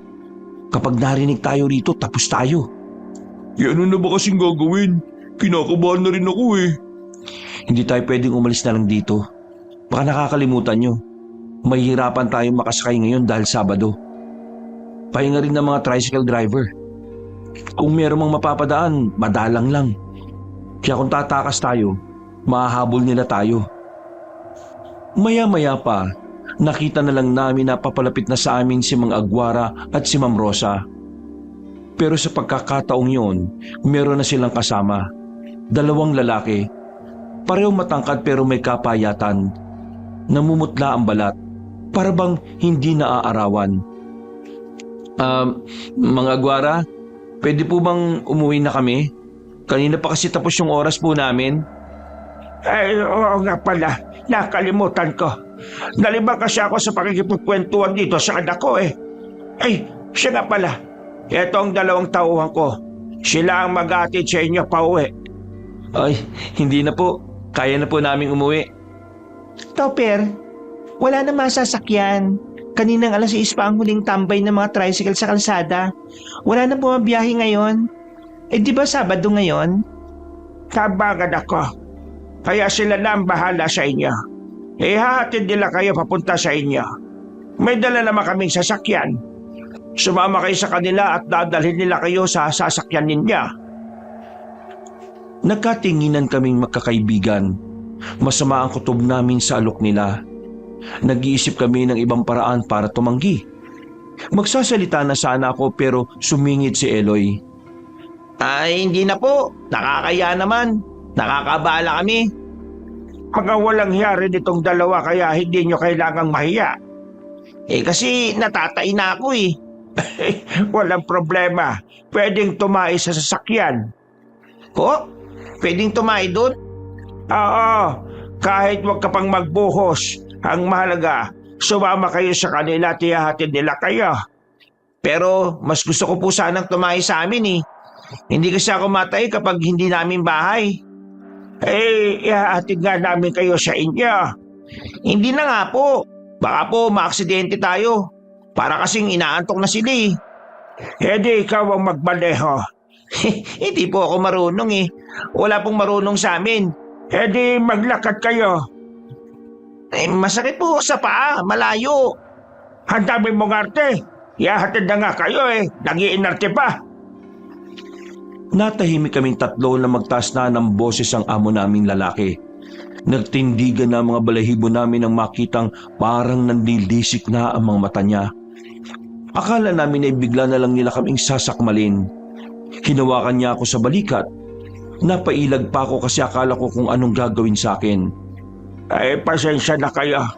Pagod lang talaga ako. Sige na. Umuwi na kayo at ihahatid kayo ng 2 kong tao. Sige po. Papahatid na po kami. Pero nasan po ba si Nonot, yung isa namin kasama rito? Huwag niyo na siyang intindihin. Nasa mabuti na siyang kalagayan.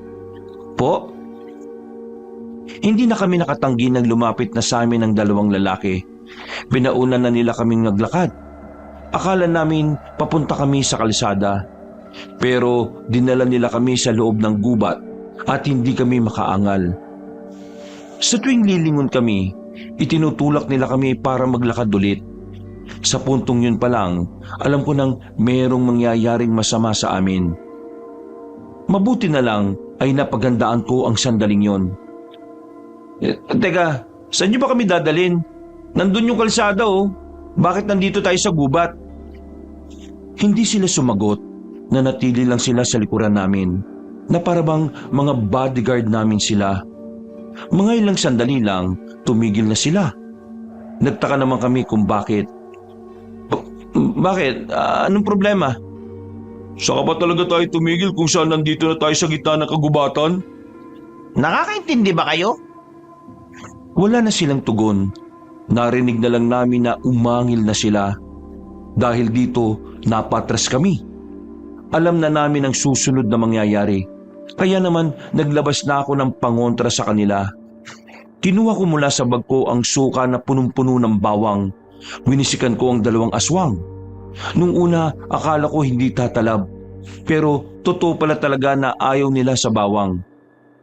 Habang dinadama nila ang hapdi, kumaripas na kami ng takbo. Wala na kaming pakialam kung anuman ang matapakan namin. Ang tanging nasa isip na lang namin ay makaalis at makatakas. Kailangan naming makaligtas. Hindi kami pwedeng pumayag na mamatay na lang sa gubat. Tapos gagawin nilang panghalo sa pares. Nang makalayo na kami, ay nagpahinga na muna kami sa gilid. Hingal na rin kasi kami noon. Para na kami mga snatcher sa bayan sa sobrang bilis ng takbo namin.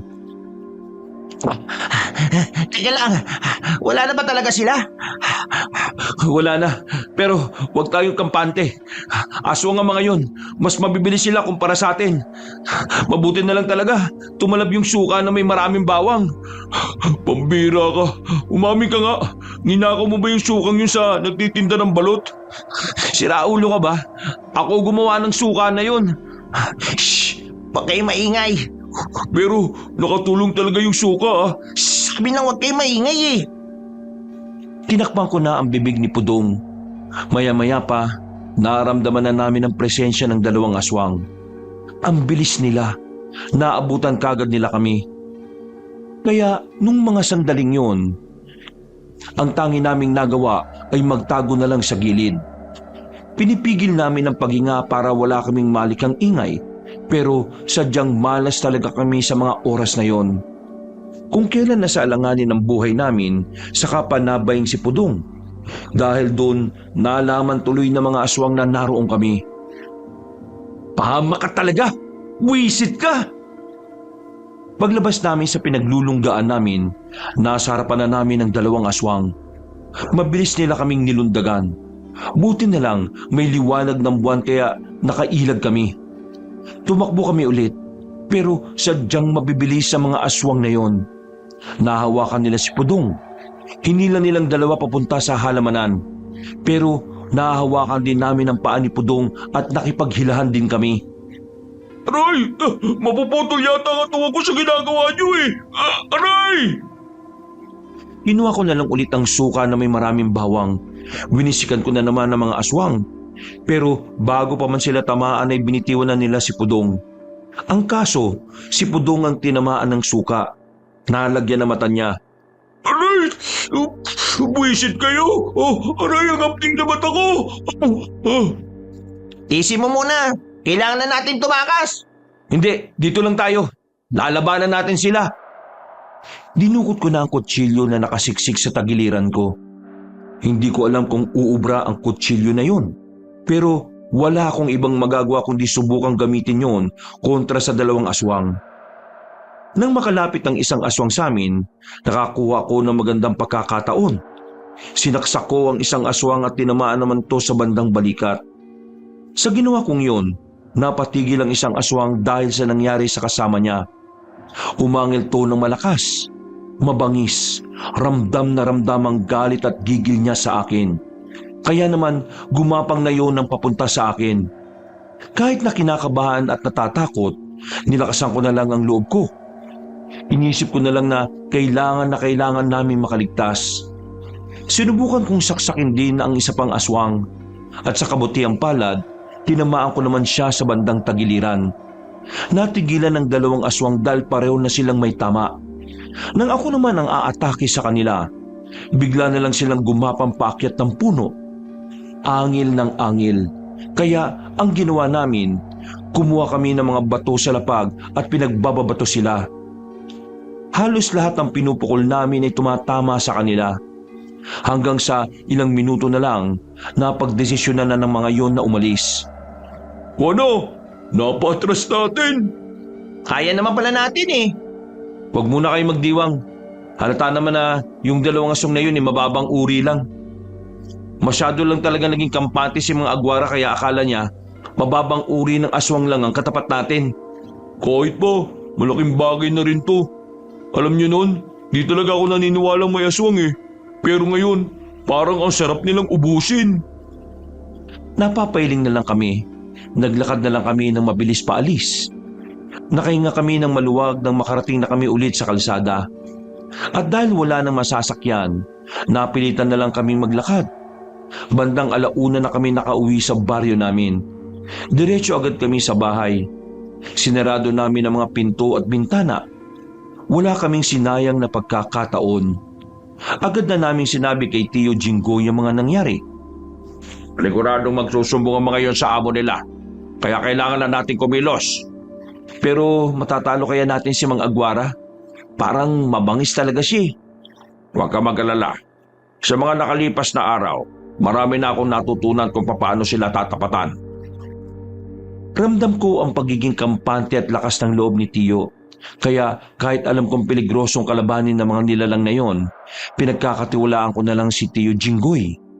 Dahil sa kabila naman ng lahat, isa pa rin siyang albularyo. At ang mga albularyo ang tanging nakakapuksa sa mga nilalang na gaya ng aswang. Magkikita kami ni Rosa bukas. Ang sinabi niya sa akin, ipapasyal niya ako sa alam niyang pasyalan na maganda ang tanawin. Pero alam kong pinagpaplanuhan na naman niya akong patayin. Sasamantalayin natin ang bagay na yon. Sasama kayo sa akin ng palihim. At tayo ang papaslang kay Rosa. Nagkatinginan na lang kami magkakaibigan. Pare-pareho kaming sumang-ayon. Kinabukasan, naganda na kami para sa plano namin. Buong maghapon kaming nag-practice kung paano lalabanan ng aswang. At pagdating sa kinagabihan, nag-ayos na si Tio Jinggoy para sa pasyal nila ni Rosa. Sinundan namin siya sa bungad ng baryo namin. Nakita namin na dumating si Ma'am Rosa. Maganda ang suot niya, pero alam na naming aswang siya. Iba na ang tingin namin sa kanya. Nakabuntot lang kami sa kanila habang naglalakad sila. Maya-maya pa'y pumasok na rin sila sa gubat. Kinakabahan ako noon, Kabanong. Ang hirap kasi ng kalagayan namin sa gubat dahil bukod sa madilim, ang dami pang nakaharang. Pero tinaga na lang namin sa utak namin na kailangan namin gawin yon. Dahil kung hindi kami kikilos, mas marami pang inosenteng tao ang may sasahog sa pares nila. Hindi ba sila hihinto? Kanina pa sila lakad ng lakad ah. Hindi mo nakakalata si Ma'am Rosa kung bakit sumama sa kanya si Mang Jinggoy? Dami niyong tanong. Iandaan niyo na lang ang sarili ninyo. Dahil ngayong gabi, babawasan natin ng isang mga aswang. Hindi nagtagal, napansin na namin na tumigil sila sa ilog. Naupo sila sa malaking bato at nilatag ang daladala nilang pagkain. Lumapit naman kami ng kaunti. Sinasadya ni Tio Jinggoy na lakasan ang boses niya para marinig din namin kung anong pinag-uusapan nila. Napaganda ng lugar na ito no? Nakaka-relax. Hindi ka ba naiilang kasi nandito tayo sa liblib na lugar? Hindi ka ba napapaisip kung bakit dito ko ginustong pumunta? Ano ka ba? Ayos lang naman sa akin.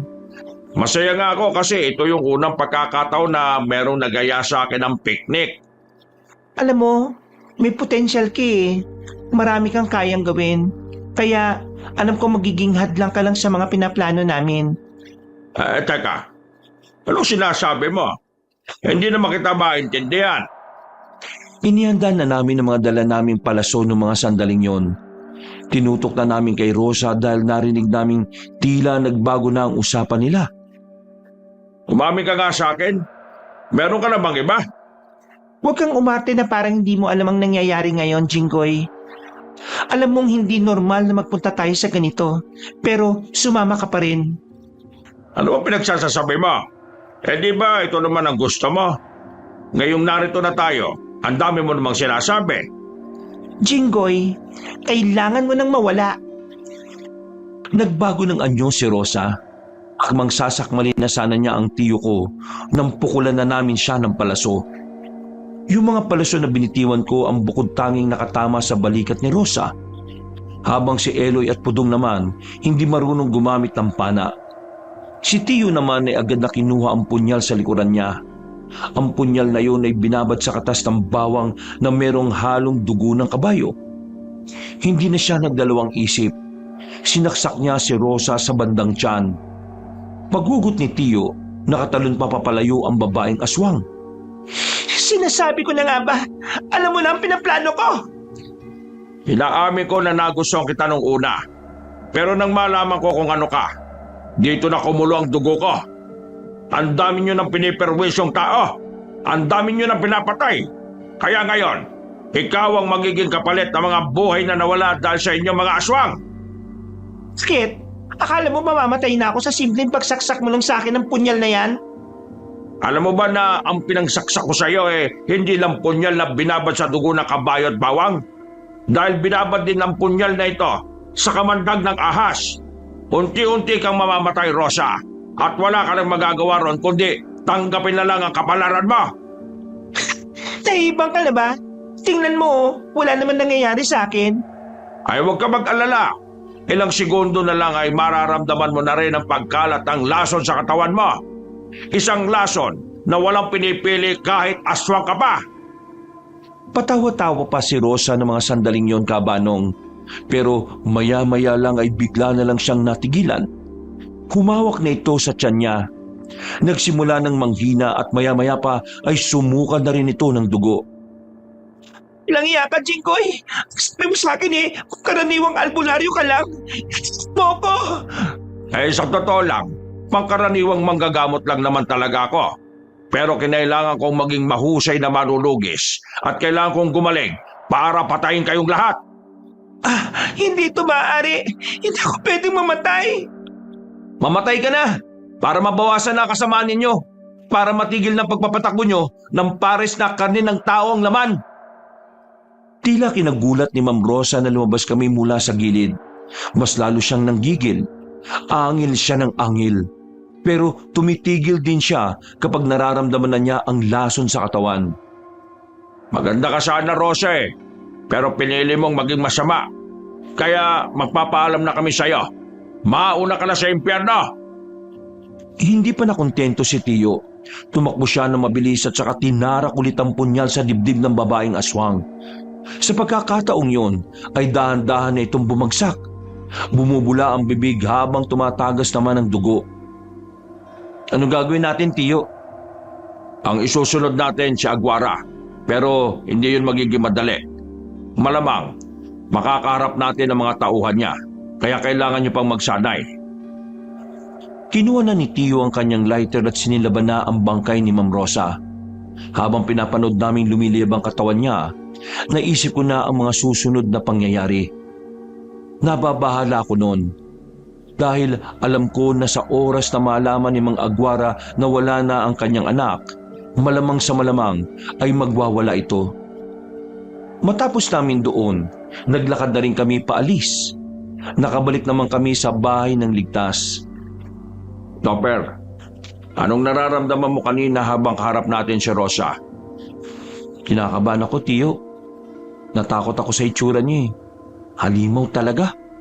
Pero ang mas kinatatakot ko ngayon ay yung mga paparating na mangyayari sa buhay natin. Pasensya ka na ha. Nadamay pa kayo sa problemang ito. Ayos lang. Hindi ka rin naman namin pwedeng iwan. Isa pa, laban na rin naman namin ito eh. Dahil isa rin kami sa nakatuklas sa lihim nila. Topper, ito lang ang palagi mong tatandaan ha. Sa oras na dumating ang pagkakataon na nasa alanganin tayo, palagi mong pipiliin ang kaligtasan mo kaysa sa kaligtasan ko. Tio, bakit naman ganyan ka magsalita? Dahil ito ang pwede mangyari. Kaya dapat handa ka. O sige na, pumasok ka na sa loob at magpahinga ka na. Maghahasa pa ako ng ita ko. Ibababad ko pa rin yung iba kong sandata sa lason. Tumango na lang ako sa sinabi ni Tio Cabanong. Pumasok na rin ako sa loob at tumabi sa dalawa kong kaibigan na parang nagpapaligsahan sa paghilik. Kinaumagahan, maaga kaming nagising. Naririnig na namin ang maiingay sa labas. Nangingibabaw ang boses ni Aling Tanya. Ayon sa kanya, may mga bangkay daw na natagpuan sa kagubatan. Mga bangkay daw ng mga albularyo ng iba't ibang baryo. Tingin ko, ang mga bangkay na yon ay mga albularyo na dinukot nila. Sinadya nilang ikalat ang bangkay. Marahil alam na rin kasi nila ang pagkawala ni Ma'am Rosa. Nataranta na kami, Kabanong, nawiwindang, nababalisa at hindi alam ang gagawin. Ang tapang na meron kami biglang naubos, napalitan ng pangamba, takot at pag-aalala. May mga nakausap na akong sasama sa atin. Sino, Tio? Pumasok sa bakuran namin si Mr. Long. May hawak-hawak pa itong mahabang baril. May mga nakasuksok na patalim sa tagiliran. Para na talaga siyang lulusob sa gera. Sir Long? Teka, bakit sasama yan sa atin? Alam ba ni Aling Tanya ang gagawin yan? Tingin mo kung alam niya makakasama kaya yan? Hindi. Kaya nga hindi namin sinabi. Malaki may tutulong sa atin ni Mr. Long. May mga gamit siya na makakatulong sa atin. Mga baril, mga granada at kung ano-ano pa. Akin sama sa inyo laban. Ako tagal na gusto makakita aswang. Ako sabik na mamaya. Huwag kayo alala. Mamaya, tayo po tayo sa kumbahay sa bayan. Ako papairam sa inyo mga gamit ko maganda, maangas, astig. Basta palaban sa masama nila lang. Mr. Long, maraming salamat sa kusang loob mong pagsama. Sana hindi ka pa mamamatay mamaya. Ano ka mo? Delikado pong kalaban ng mga aswang. Mababangis sila, malalakas, mabibilis. Kaya sana mag-ingat kayo mamaya kapag nagsimula na silang umatake sa atin. May mga nakausap na rin naman akong tao. Buti pumayag silang sumama. Sila mga pamilya ng mga biktima ng mga aswang. Kaya mapapalagan na natin ang mga yon. Pero bago yon, meron tayong dapat gawin. Nakita ko ang kakaibang ngiti sa mukha ni Tio Jinggoy. Parang meron siyang naiisip na ikatutuwa namin. Pagsapit ng gabi, pinuntahan namin ang parisan ni Mang Aguara. Malamang nakasarado na yon dahil kami lang naman ang trabahador doon.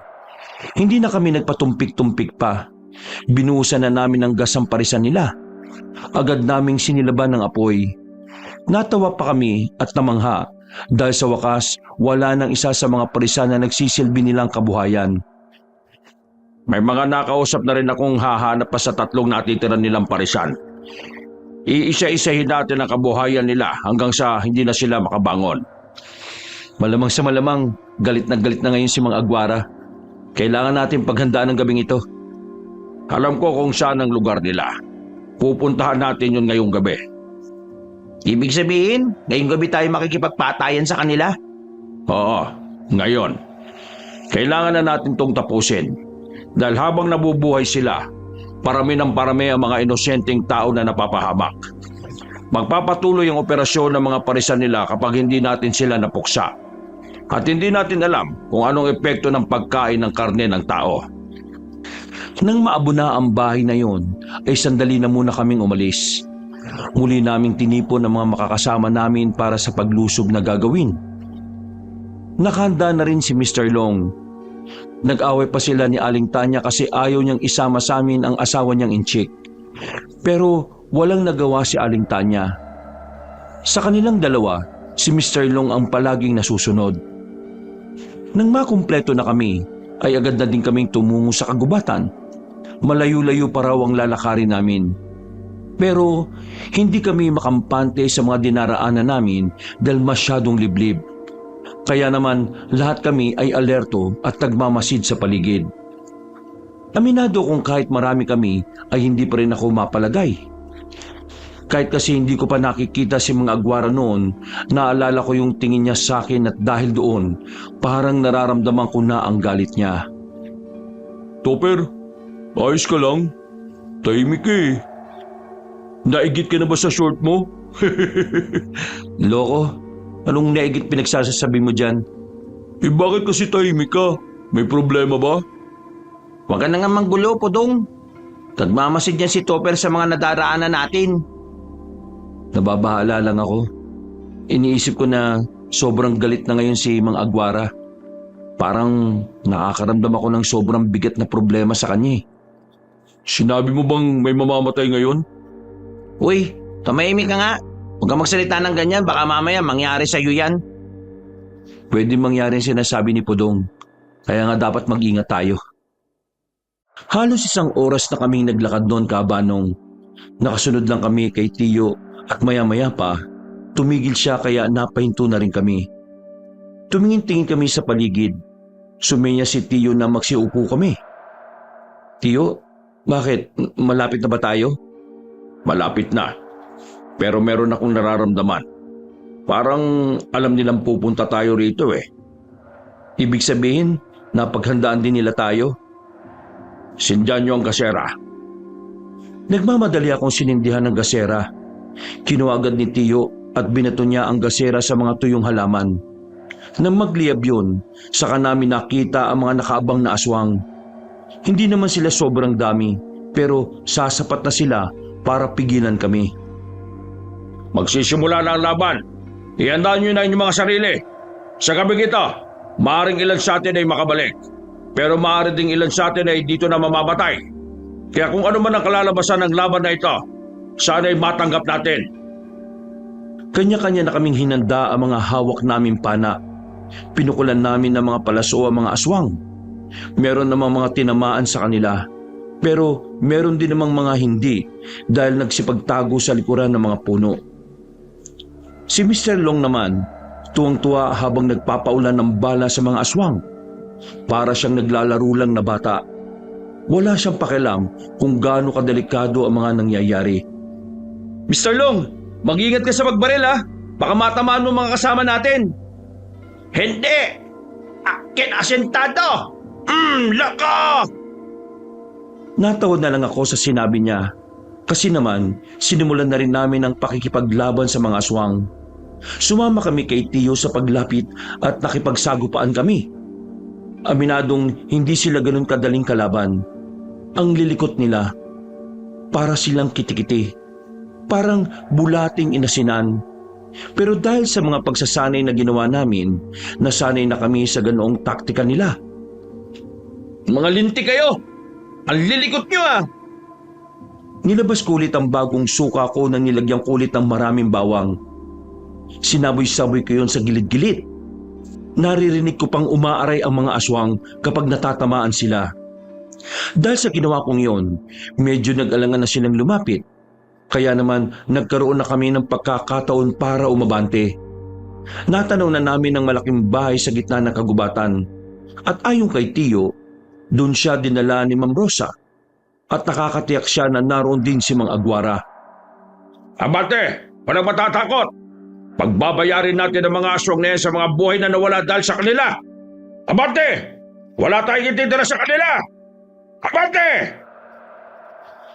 Dahil sa mga sinabi ni Tiyo, ay mas lalong tumaas ang moral namin. Mas lalong lumakas ang loob ng mga pamilya ng mga biktima. Nang nasa harapan na kami ng malaking bahay na parang malamansyon na, tumigil kami sandali at nakiramdam. Ilang sandali lang, nagbukas ang malaking pinto at lumabas mula roon si Mang Agwara. Babarilin sana ni Mr. Long pero pinigilan ni Lolo. Kailangan daw muna naming marinig kung anong sasabihin ng aswang na may pakana ng lahat. Agwara, ikaw ang pinuno ng mga aswang. Ikaw ang negosyanteng aswang na ginagamit ng mga tao para magpayaman. Ihanda mo ang sarili mo ngayon dahil wawakasan na namin ang kasamaan mo. Hindi ako naging pinuno para pumayag lang na wakasan ang lahat ng pinaghirapan namin. Isang malaking pagkakamali ang pagtapak nyo sa lupain namin. Lupain? Kahit na kailan, wala kayong pagmamay-ari sa lipunan. Kayong nakikisiksik sa mundo ng mga tao. At kayong nagdudulot ng kapahamakan sa mga walang kamalay-malay. Sinusubukan lang namin mabuhay gaya ninyong mga tao. Pero pumamatay kayo ng tao para mabuhay. Dahil tao ang kailangan namin para makasalba at magpatuloy. Bakit? Di ba ganun din naman kayong mga tao? Kailangan nyo ng hayop para makakain. Pero hindi nyo kami dapat kinakain dahil hindi naman kami hayop. Ang mga tao ang pinakamataas na uri ng hayop, Jinggoy. Hindi mo ba alam ang bagay na yon? Kung sa bagay, mukha ka namang walang pinag-aralan. Magdaan-daan ka sa pananalita mo, Mang Agwara. Kahit hindi nakapagtapos ang tiyuhin ko, napakaraming tao na natulungan yan. Kaya wala kang karapatang maliitin siya. Pinapalaki mo naman ang ulo ko. Pero mamaya bibigyan kita ng pera, ha?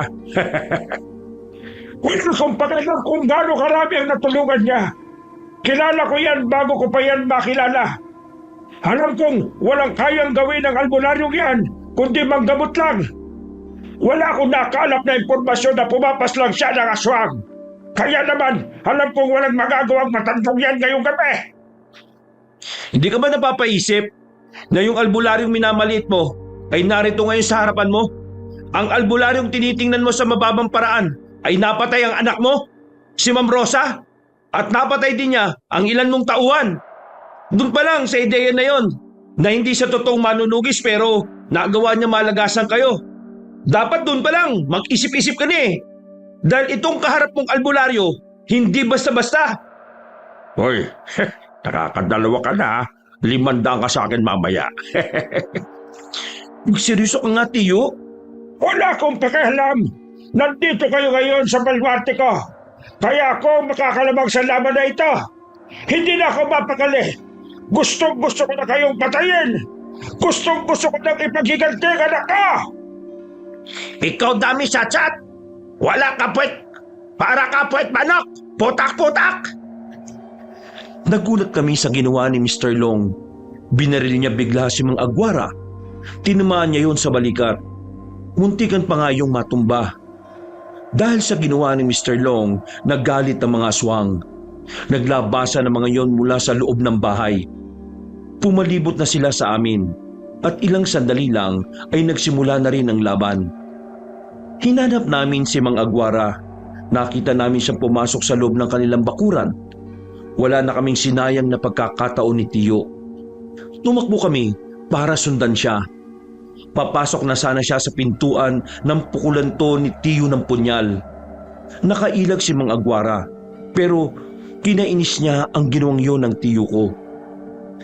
Saan ka pupunta? Harapin mo ako!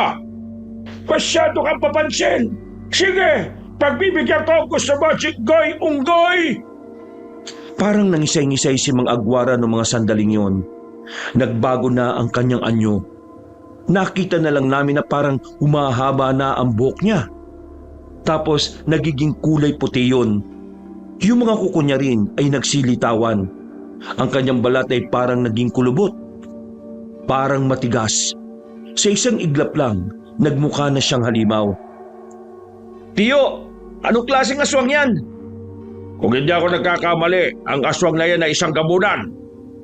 Tama ka, Jinggoy Unggoy! Isa kong gabunan! Kaya ihanda mo na ang sarili mo! Para kang tanga! Bakit ka ba unggoy ng unggoy ikaw naman itong pangit? Humanda ka na, Jinggoy Unggoy! Gumapang si Mang Agwara palapit sa amin. Hinawakan namin ng mahigpit ang aming sandata bilang paghahanda. Nang malapit na siya sa amin, ay tumalon siya na mataas. Bumagsak siya sa likuran ni Tio Jinggoy. Sa kasamaang palad, tinamaan nito ng kalmot ang tiyuhin ko. Tiyo! Ayos ka lang? Ayos lang naman ako. Huwag niyo akong intindihin. Mukhang mabangis talaga ang kumag na to ah. Kailangan natin maging maingat. Tingnan mo, para siyang nabubuog. Tawa ng tawa. Perpekto ang lugar na ito para maging libigan niyong apat. Huwag kayo mag-alala. Gagawa ko kayo ng maayos na lapida. Muli siyang umatake. Pero sa pagkakataong yon ay parang nalaman na ni Tio ang taktika niya. Pumunta kasi siya ulit sa likuran namin. Kaya nagawa ng makailag ni Tio Jinggoy pero hindi pa rin tumigil si Mang Agwara. Ang liksi niya, hindi mapakali kaya hindi rin namin matamaan ng palaso. Maya-maya pa, nakalmot naman niya ako. Tinamaan ako sa bandang puwetan pero hindi ko yun ininda. Ayaw ko magpakita ng kahit na anong kahinaan sa kalaban namin. Kaya ang ginawa ko, kinuha ko na naman ang suka na may bawang sa loob ng bag ko. Pag-atake ulit ni Mang Agwara, winisikan ko siya.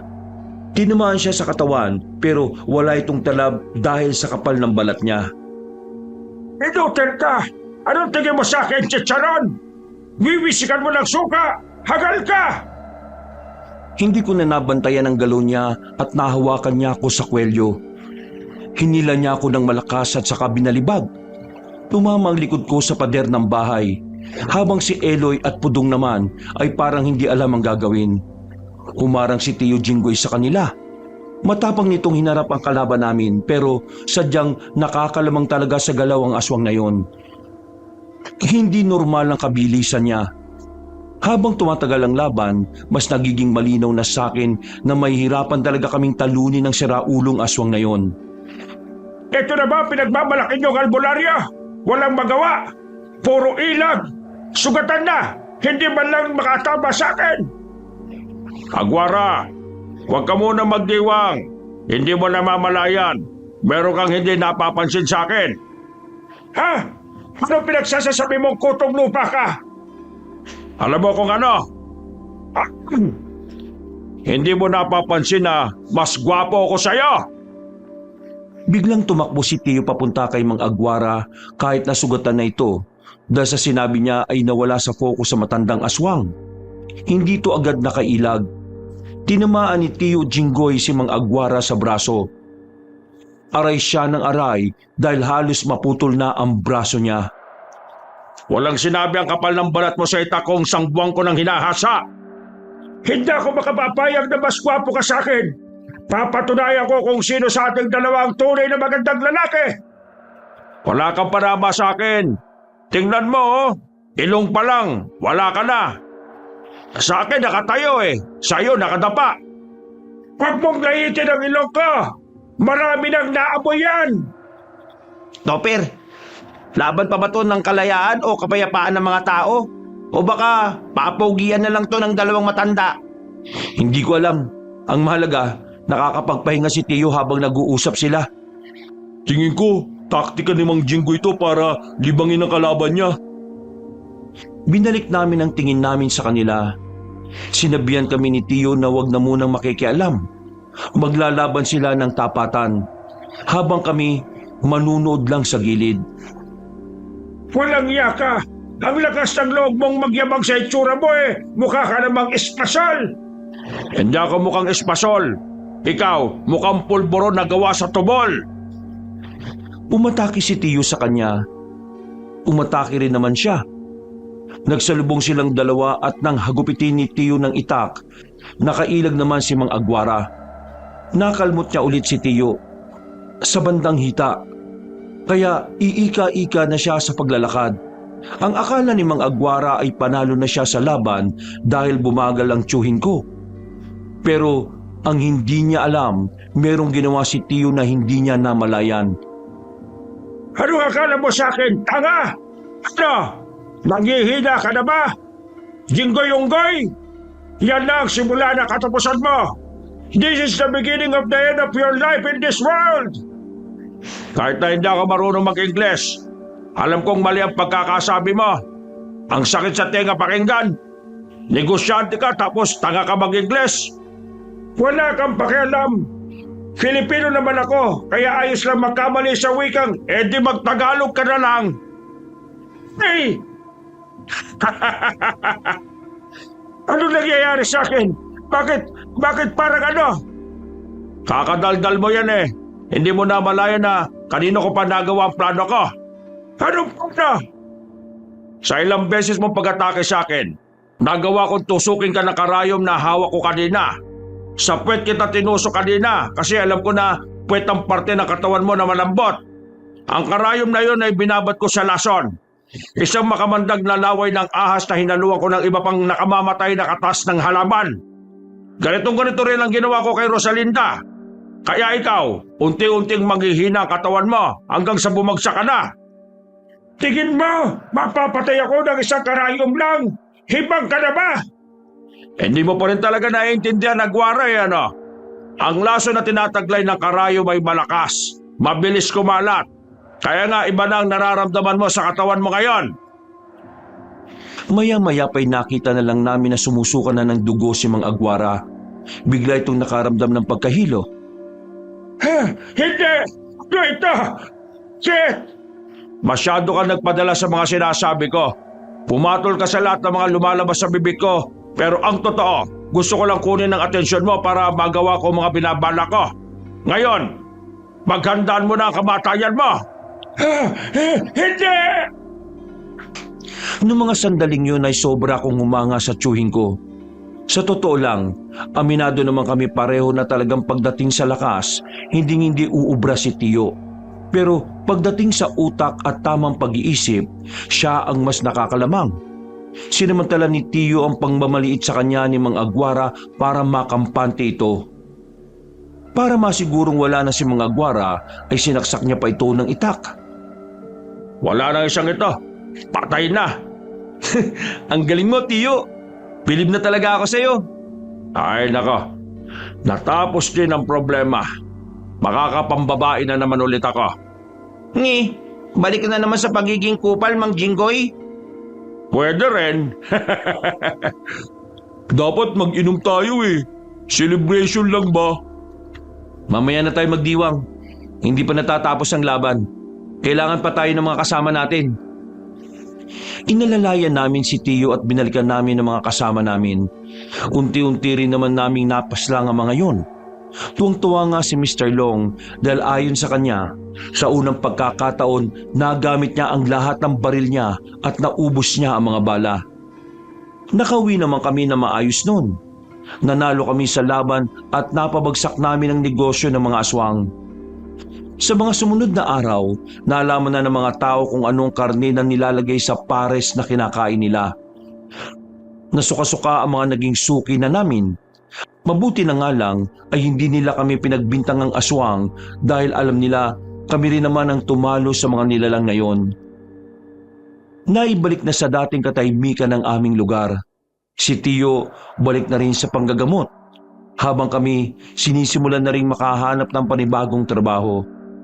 Hanggang ngayon, napapangiti na lang din ako kapag naaalala ko ang mga nangyari. Dahil kasi doon kabanong, ang daming bagay akong natutunan. Sa ngayon, wala na si Tiyo. 3 taon kasi matapos naming matalo mga aswang, nagkasakit naman siya na maluba. Dahil na rin kasi yun sa mga bisyo niya. Pumanaw si Tiyo, pero kahit na ganon ay nanatili siya sa alaala ng lahat. Na minsan may isang babaerong albularyo na tumulong sa maraming tao at binuwis ang buhay para sa kapayapaan ng lahat. Hanggang dito na lamang mga kabangers at mga kayanggaw. Sana'y meron kayong napulot na aral sa aking kwento. Pinagpalang araw sa inyong lahat at maraming salamat sa pakikinig. Wakas,